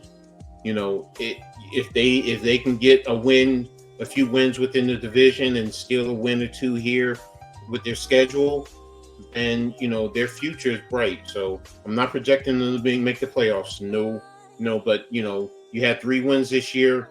Can you double that to get to 6 wins? Because that's showing a progression. And are you competitive in your games? Whether you're playing any of the elite teams in the league, or teams within your division, are you competitive there? Which sends a strong message, going forward. Yeah, man. But when you win 3 games, you definitely have you're gonna have roster turnovers. So let's take a look at some of the moves that were made, starting with some of the guys that left or that were lost here. Yeah, man. Again, coach always saying about the offensive line, man. All these teams with their offensive line, man. Not too bad for the Titans. But they did lose Nicholas Pete Faree, Logan Bruss, Daniel Brunskill, Dylan Redunce on the offensive line. Harold Landry gone to the Patriots. Kenneth Murray Jr. traded to the Cowboys. Cornerback Chidobe went to the Ravens. And your boy Nick Westbrook went to the Dolphins. Tyler Boyd still a free agent. He's gone, but so a lot of turnover here. Mason Rudolph back to the Steelers. Played a couple games for the Titans last year, but who's gonna hurt the most, man? Or if anybody, man? Talk about some of the losses that they had here, fellas. Look, I think they lost a very good player, Nick Westbrook and Keeney. That was their deep threat. I think they lost a very, very good player there. Tyler Boyd, very good slot receiver, but never came to fruition over there. What he did in Cincinnati with the Titans. Man, these AFC people do not like offensive linemen. Like, man, their whole interior and their tackle. Then they lost Harold Landry, their best pass rusher. They lost Jerome Baker, their best linebacker, and their second best linebacker, Kenneth Murray. They lost one of their best DBs in the Woozy, and they lost one of their best safeties at Quandre Diggs. Hell, they lost both kickers, the punter and the exactly. Like, man. Wow. Sheesh. I don't know, man. Yeah, man. What's your thoughts, Coach, man, looking at this list, man? What stands out to you? Nothing much. It's just like, all right, you lost a lot of bodies, so I get that. But, were they really game changers? I mean, look, you tackle, you lost. Who went to the 49ers who was still waived. Still got waived June 3rd. Okay. That and I'm not trying to make light of their organization. I mean, it was tough. I don't know about the injury situation, how that played a role, but we all know quarterback play is a big factor. So we'll see as they're going forward. But there's nothing on here that just really, you want to say Harold Landry? Okay, the kickers, like Pat said, both of them. I've never seen both starting kickers. So, but you have a new coaching staff, so you're affording people new opportunities. So, most definitely. Well, let's see who they added. They brought in some people too, man. So, shout out to them. Tyler Lockett, 1 year deal, $4 million deal. Van Jefferson, so they added some weapons for their new future quarterback. Also, Kevin Zeitler, man. Kevin Zeitler is still a very good guard. So they did, and Dan Moore Jr. signed a 4-year, $82 million deal. So they did add to the offensive line. Oh, Lorenzo Carter. Bringing him in on the defense. Jermont Jones, outside linebacker. Sebastian Joseph Day re-signed. Former Scarlet Knight. Yeah, man. And Cody Barton signed a 3-year, $21 million deal. So they did add some pieces to their defense. Carlos Watkins signed there as well. Talk to us, man, about what they did bring in to help out this team, man, to replace some of the losses that they had. Because they did have a lot of losses, man, but they did replace some of those guys. What's your thoughts? I have to say, even though I'm not high on this team, I like what they did in free agency. They went trenches in the free agency. They did. They signed 2 starting guards, starting tackle, a good rusher in Draymond Jones. Sebastian Joseph Day is pretty good. Cody Barton is good at the linebacker position. So they had a pretty exciting offseason. They lost 1 million people and signed 1 million people. So I like the Tyler Lockett signing. Veteran guy in the room to help out. The guy that we're going to talk about in the draft that they picked up, number 1 overall. It's not something that you be like, man, they had a huge free agency, but they had a decent free agency. It looks like they had a plan. I can give them that. Looks like they had a plan. I'll give them that. Coach, what you got? I'm gonna start with, I always start with the trenches, but I'm gonna hold off on that, and I'm gonna start really with the quarterbacks. You got 2 quarterbacks who can come in and mentor your rookie quarterback. That's key. That's very important, for the development of your quarterback. Now, I'm not saying those 2 can replace him if he, God forbid, were to go down for any reason, but you got guys who are out there who can see the field, and when he comes to the sideline, they can talk to him, hey, this is what's going on, this is what you're seeing, which will help in his game development. So, Lockett, good signing, Jefferson, good signing. The offensive line, definitely key. That's definitely what you need. That'll help a young quarterback, as he develops. Even the defensive side of the ball with Day, with Jones, even Carter. Carter, if he's healthy, can be a serviceable defender. So, you had, 1 resigning and 2 resigning and 1 new signing in Carlos Watkins. So, heck, we joked about the kickers. You brought in kickers as well as the long snapper. So you really focus on your special teams too. That let's not sleep on that. So they're refreshing the whole organization from your coaching staff to your quarterback to the other key players on at other positions. So hey, like I said earlier, you had 3 wins. Can you at least double it and be competitive? That's a very important element to building a true organization. Yeah, man. I definitely think that they could that they did add some pieces here. Especially, man, you gotta help out. Number 1, man, you gotta help out the future of your franchise, man. Sneaky signing, man, Tyler Lockett. Tyler Lockett, man. I think he can definitely be a guy, a reliable target. Let's put it like that. Somebody reliable, a veteran, somebody solid. That's gonna be in the right spot at the right time, man. I like what they did here as well. Now let's see what they did in the draft. We know the obvious one, man. Mr. Cam Ward, taking number 1 overall. Future of the franchise. I thought it was the right pick. It was the obvious pick. It was the only pick the Titans could have made. And they did the right thing by taking Cam Ward. Olawafemi Oladejo, aka O2, man, my dog, man. Edge out of UCLA, got to speak to him at the Senior Bowl, man. Definitely gonna add to that pass rush group, man. Of course, they losing Harold Landry. Moving on, so they get O2. Kevin Winston Jr., safety out of Penn State.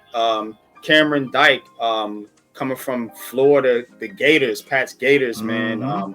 Wide receiver, man. Nice prospect there. Gunnar Helm, tight end, underrated prospect, man. I will say, man, pretty decent tight end from Texas. And then they got Elick Ayomano Manor from Stafford. Jackson Slater, offensive guard from Sacramento State. Marcus Harris, cornerback from California, and running back Kaylee Mullins from Michigan. So pretty good draft, I will say, for the Tennessee Titans, man. But what are your guys' thoughts on the draft? And talk about some of the prospects, man, that you think can have an impact going into the season for the Titans. Well, we all know the number one pick, Cam Ward, has to have the biggest impact. That's out of the question. He has to have the biggest impact. But I like what they did in the draft. I like O2. Like we said, shout out to him. We spoke to him at the Senior Bowl. Very great interview. Check that out here on the Aboriginal Sports Network. Kevin Winston Jr., tough safety, can play all over the field. Like him out of Penn State, man. He's going to be a good one. Chimere Dike, I think he can develop into a receiver that Cam Ward can depend on. I truly believe that. Let him develop and let him go out there with Tyler Lockett and do some things. Gunnar Helm, reliable tight end, the guy that you could throw to and, get those tough yards to move those chains. He's one of those guys that you can get to do that as well. Elick Ayomana, inconsistent, but when he's on, like he cooked Travis Hunter when they played Colorado. Man, he embarrassed Travis Hunter out there. You got Jackson Slater, who's developmental out of Sacramento State. I think he can actually develop into a good guard given a chance. Those cornerbacks from California, Cal always has good secondary. When you get a secondary player out of Cal, normally they turn out to be solid at the very least. And let's see what Khalil Mullins can do as that third down back out of Michigan. I actually like what they did with this draft. They got a lot of pieces to develop. Hopefully they have the people there, and Brian Callahan and the coordinators and position coaches to develop these guys. This is a developmental draft. Even O2 was developmental. I don't think he's reached his pinnacle of what he can become, because I think he could be dominant. I think he can replace Harold Landry if he's developed. But Coach, what you think, Coach? Great breakdown, man. Cam Ward, what can we say? Everyone has dissected him enough, so we all know what he is about, and it's about make sure he has the resources around him to develop into one of the top quarterbacks. O2 coming from UCLA. I mean, they don't forget there was that time that they were leading all of college football in sacks and pressures. They were definitely up there. Winston Jr. Penn State. They just always seem to have good defenders over there at Penn State. So, DK, developmental good receiver. Helm, tough, competitive. I love Ayomana. I've always loved him, watching him down there at Stanford. He's a big body receiver, man. But when you refine his route running, and I think that's the thing that you got to do, because he's not a speed burner. But, if you refine his route running and, those jump balls, that's where he prospers a lot. So the little bit of film I've seen on Slater, Pat said it, he's a developmental type of a player, playing at Sacramento State. Now, the only question I have is, does he become a deer caught in the headlights? So, stepping up in the caliber of talent that he's been playing at the FCS level. Harris, yes, he's someone who, tough, Fundamentally sound smart. You got to be playing at California, being in that school. So, and Mullins, coming from Michigan, they love their running backs over there. So, what are you going to get and how you develop him? So, good draft for them. So, definitely like it. And we'll see where it goes. Yeah, man, for sure, man. Definitely solid draft by the Titans. Let's see how they put it all together, man. Let's take a look at this roster, man, and let's see how they stack up with this division. Calvin Ridley's still there. Mm-hmm. Okay. I mean, he's still there, man. You got Van Jefferson, you got Tyler Lockett. Not bad. You add Dyke in there, and Restrepo too. Forgot about that. Yeah, Xavier Restrepo. Very good prospect, man. Too. Slot guy, man. That we talked to at the Senior Bowl.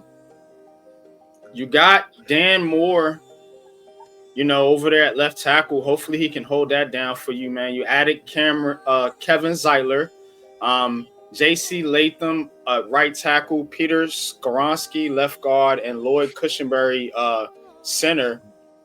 I don't think it's that bad. No, it's real. They might have the most solid offensive line out of this division. The tight end, I can't pronounce his name. Okonkwo. He's very underrated as well. You got Tony Pollard, Josh Wiley too. You got them in the backfield, man. Two solid running backs there. You put Mullins in the mix. Nice little three-headed running back rotation there. I mean, I think this is a solid. It's not bad as people think.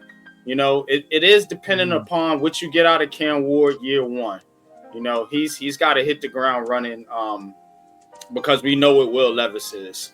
Now, looking at the defense, I don't think it's that bad either. I mean, nope. Simmons is still there. You got Trevon J. Sweat. You added Jones and Barton.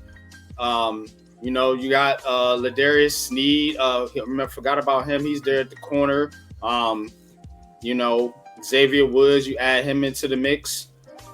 So secondaries are okay. It's pretty good. But that front is solid.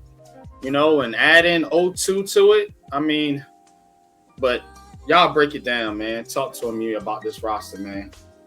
I think it might be a best rock. Might be one of the better rosters in the division.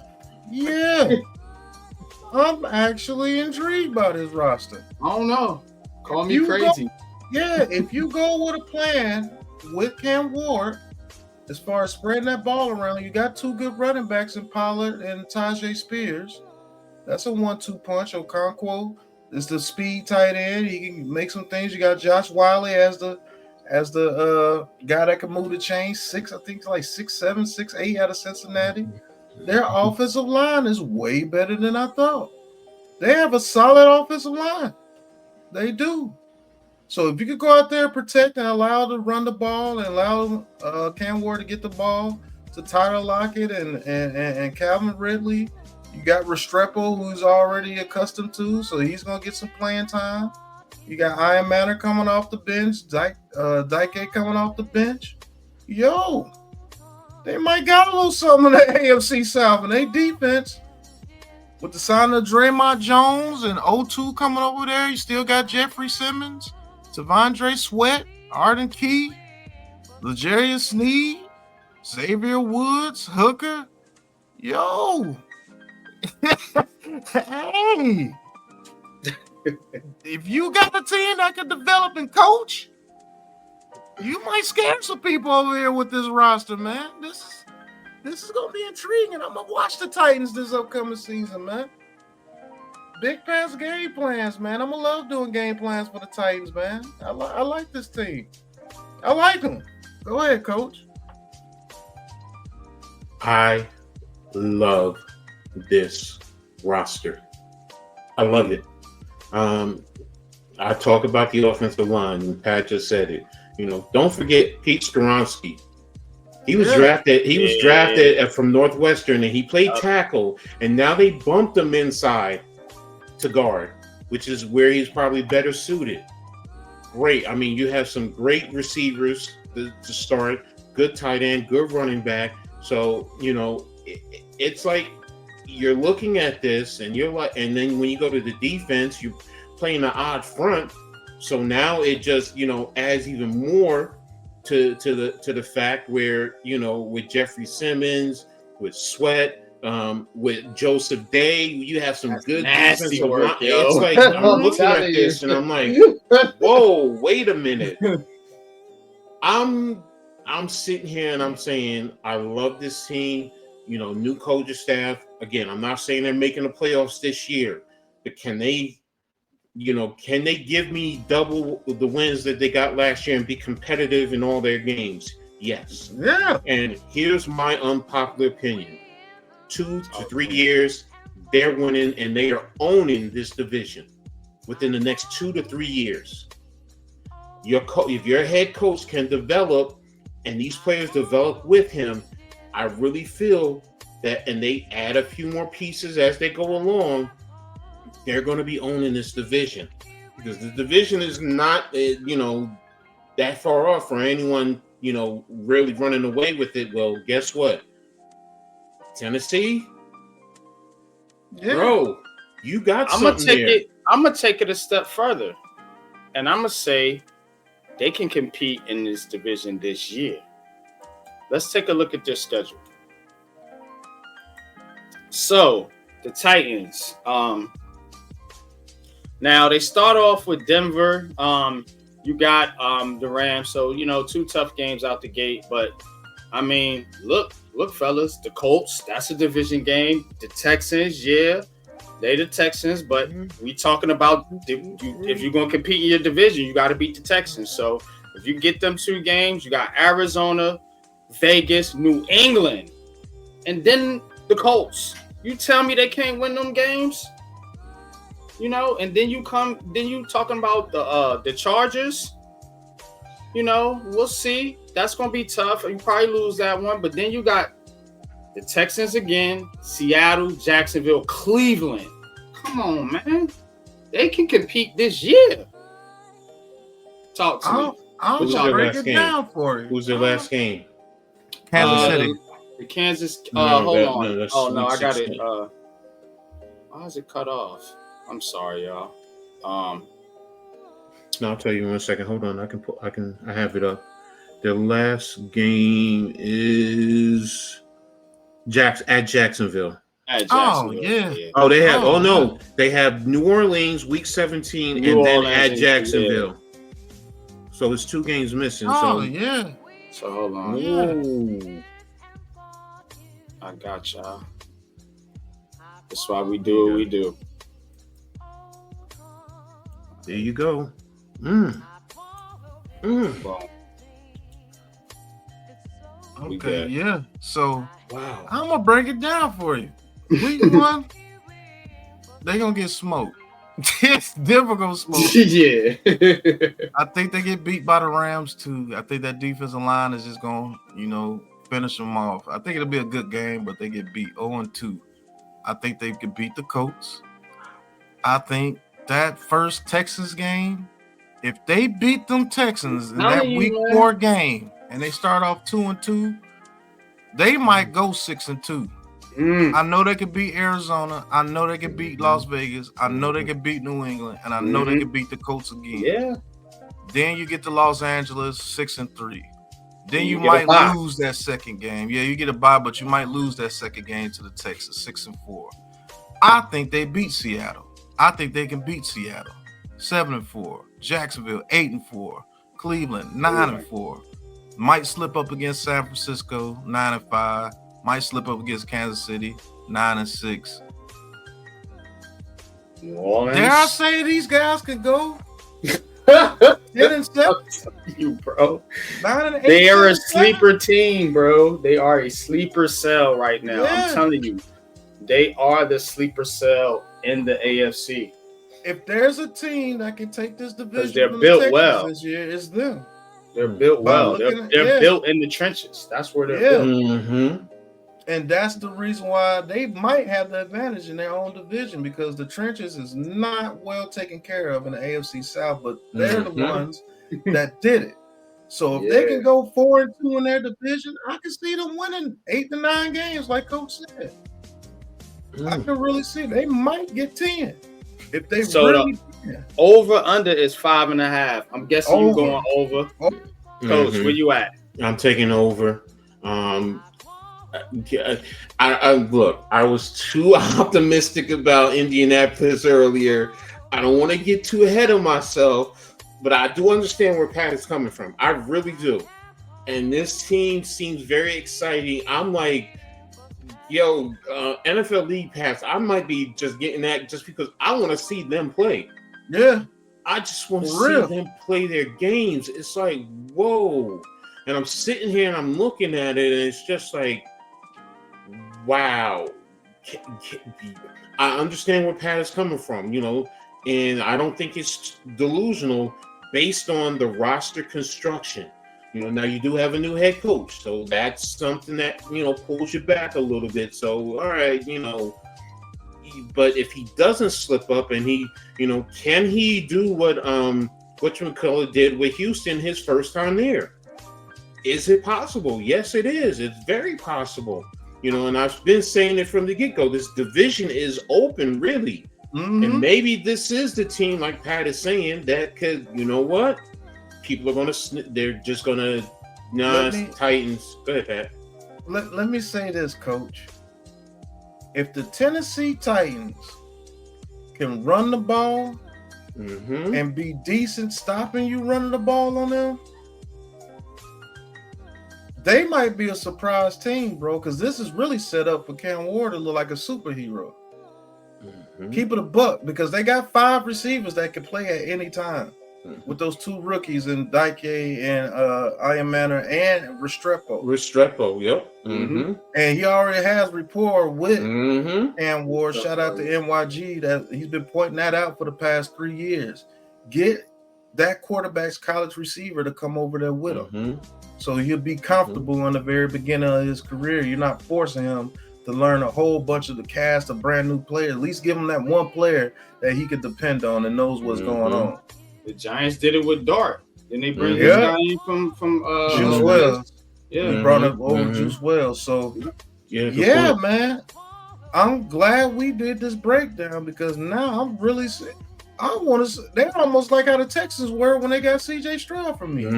I wanted to see what they can do, and it turned out I was right. So you can see a Tennessee Titans, Houston Texans type run, because if that Texans offensive line in the trenches is as bad as I think it's going to be, the Titans can take advantage of that. They can see the defensive line that they got. That's what I'm saying. Look at the Titans defensive line and look at the offensive lines in their division. They can beat up on those offensive lines, bro. They can. Talk about it. We talking about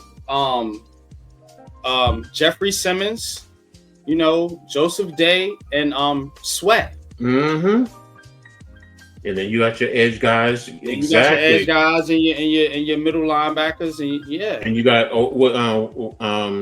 your what's his name? Who you interviewed? O2. Yeah, he's coming in. He's gonna be in the mix. He's gonna be a beast. I'm telling you. Mark my word. That kid, once he Lorenzo Carter. We can say what we want as Giants fans, but if you keep him healthy, we know that he can be a serviceable edge player. So, and he's coming off the bench. You don't have to rely on him as a normal starter every down. So, yeah, bro, And I love the cover scheme too. If you watch the Titans last year, they lost a couple of games because of the quarterback play, just making boneheaded mistakes. So if Cam Ward could come in there and play within the system and not make those crucial mistakes, as you see, people like Pollard, man, they gotta. They might be a team that's surprising people. Even like the Titans. Yeah, you gotta look at how they were constructed. Yeah, man. Yeah. Tennessee Titans are building something, man. And shout out to our fellas from the draft, man. That we talked to down there, Pat. Smoke and yeah, they cover the Titans. And you know, hopefully we can bring them on the show one day. But this Titans team, man, is my sleeper team for this division. For This sure. is my sleeper team for this division. Now, I want to do the whole AFC before I pick them in the AFC to be a sleeper. And what I mean by sleeper, I mean somebody that's going to exceed their projected win total by a lot. And I think that 5.5, I'm going way over that right now. This team can win 8-9 games, which I think. Yeah. No, you're right, bro. I say if everything goes right for them, they could get 10. But I definitely see them getting 8 or 9. You know, give or take if they could beat Arizona or somebody like San Francisco. If they could beat them, you know, definitely get them 8 or 9 wins for sure. Yeah, I like this roster, man. This is an up and coming roster, and they're gonna build together. They're all young. I think the oldest is Jeffrey Simmons. He's around 30, 29, 30. Yeah. Yeah, man. Most definitely, man. But this was our AFC South preview, man. I think we all feel like this division needs to get better in the trenches, specifically with the offensive line. But this is a division that's very, very close. It's very, very close. It's closer than a lot of people think. A lot of people think the Texans is just above and beyond all the rest of these teams. But I'm telling you, this Tennessee Titans team is a team to watch for. And, you know, you don't know what you're going to get from the Colts or the Jaguars, but they could always be in the mix. This is a tight division, man, overall. You know, in my opinion, this is a real tight division. I'm not going to put a winner or any type of prediction like that. I'm just telling you, watch out for the Tennessee Titans. That's my unpopular opinion, man. But this was good, man. This was good, man. Give me your final thoughts on the AFC South, man. Start with you. Let's start with Coach. Surprise team, which we just talked about. It's definitely the Titans. Definitely going to be a lot more competitive overall from top to bottom. Titans did a good job, and one of the key factors that for me is the offensive line. The other three teams didn't do as well as a job in the trenches offensively as the Titans did, but I think it's going to be a battle with all four of the teams. They know each other well, so you know, they're going to be able to battle each other out. Tennessee starting with a new coaching staff, new quarterbacks, going to take some time. I understand that. So, you know, like we've talked about, the opportunity is there for them to definitely go over the 5.5 projection in terms of the wins. Best case scenario, 10 wins. But, you know, I definitely think, you know, 7-9 is fair in my opinion. So the Jaguars and the Colts, you know, they're going to be battling out for third and fourth. You know, the Colts right now, I think might end up coming in last, with the Jaguars just maybe a game or two ahead of them. And Houston, you know, while, you know, they have won the division the last 2 years, you know, a couple of bad games here or there. And, you know, could we be looking at a new leader in the division? It's there. So, but, you know, it's going to be an interesting year in the AFC South. You know, is to watch all these games and see how these teams progress. So, yeah, I think, you know, just to get my opinion on it, I think this division is wide open, like Coach says. But if I have to say one team has an advantage in this division, I'm going to say the Titans with the element of surprise. Because Cam Ward is a rookie. You know what I'm saying? That's what happened with the Houston Texans. CJ Ward was a rookie. CJ Stroud was a rookie. You really didn't know what was going on with CJ Stroud, and they came in, and when he turned out to be who was. They ran off with, they got that division win over the Colts when they couldn't, beat them in that last game of the season. So, and I think the Titans have the advantage in the trenches in this division. And when you have the advantage in the trenches, you have the advantage as a team. So hopefully they can build on that, and really do some things over there in Tennessee. But I still have the Texans as my winner of AFC South until proven otherwise. You have to allow them to have that crown as far as the best team in the AFC South, because none of the other teams have really proven anything. But if they are dethroned, I do believe the Titans have the ability to do that. They're just young. You know what I'm saying? So if they can get through those growing pains and, really, start playing like veterans, they got a chance to run off a lot of games, man. But we'll see, man. Love doing this, man. It really showed me, a different side of the Tennessee Titans. So yeah, I'm going to be watching them this upcoming season, man. But yeah, that's what I think, bro. Definitely, man. Definitely gives you a different perspective on the Titans and all these teams here. All these teams, as I mentioned, it's going to be a tough division, man. But that is going to be it for us in the AFC South. But we're not done yet. We're coming right back at you with our next division preview, which will be the AFC North, man. And that's going to be... that's going to be a arm, bro. Look at Coach. I got to call my pops about that one down. Yeah, that's going to be a good one. That's going to be vicious, a good one. But, yeah, man, it's your boy, Unpopular Opinion Sports, with my two co-hosts, man, my two bros, my Ace Boom Coons, man, Big Pat and Coach Ed, man. And until the next one, we're going to be up out of here, man. Y'all know what it is. Doses.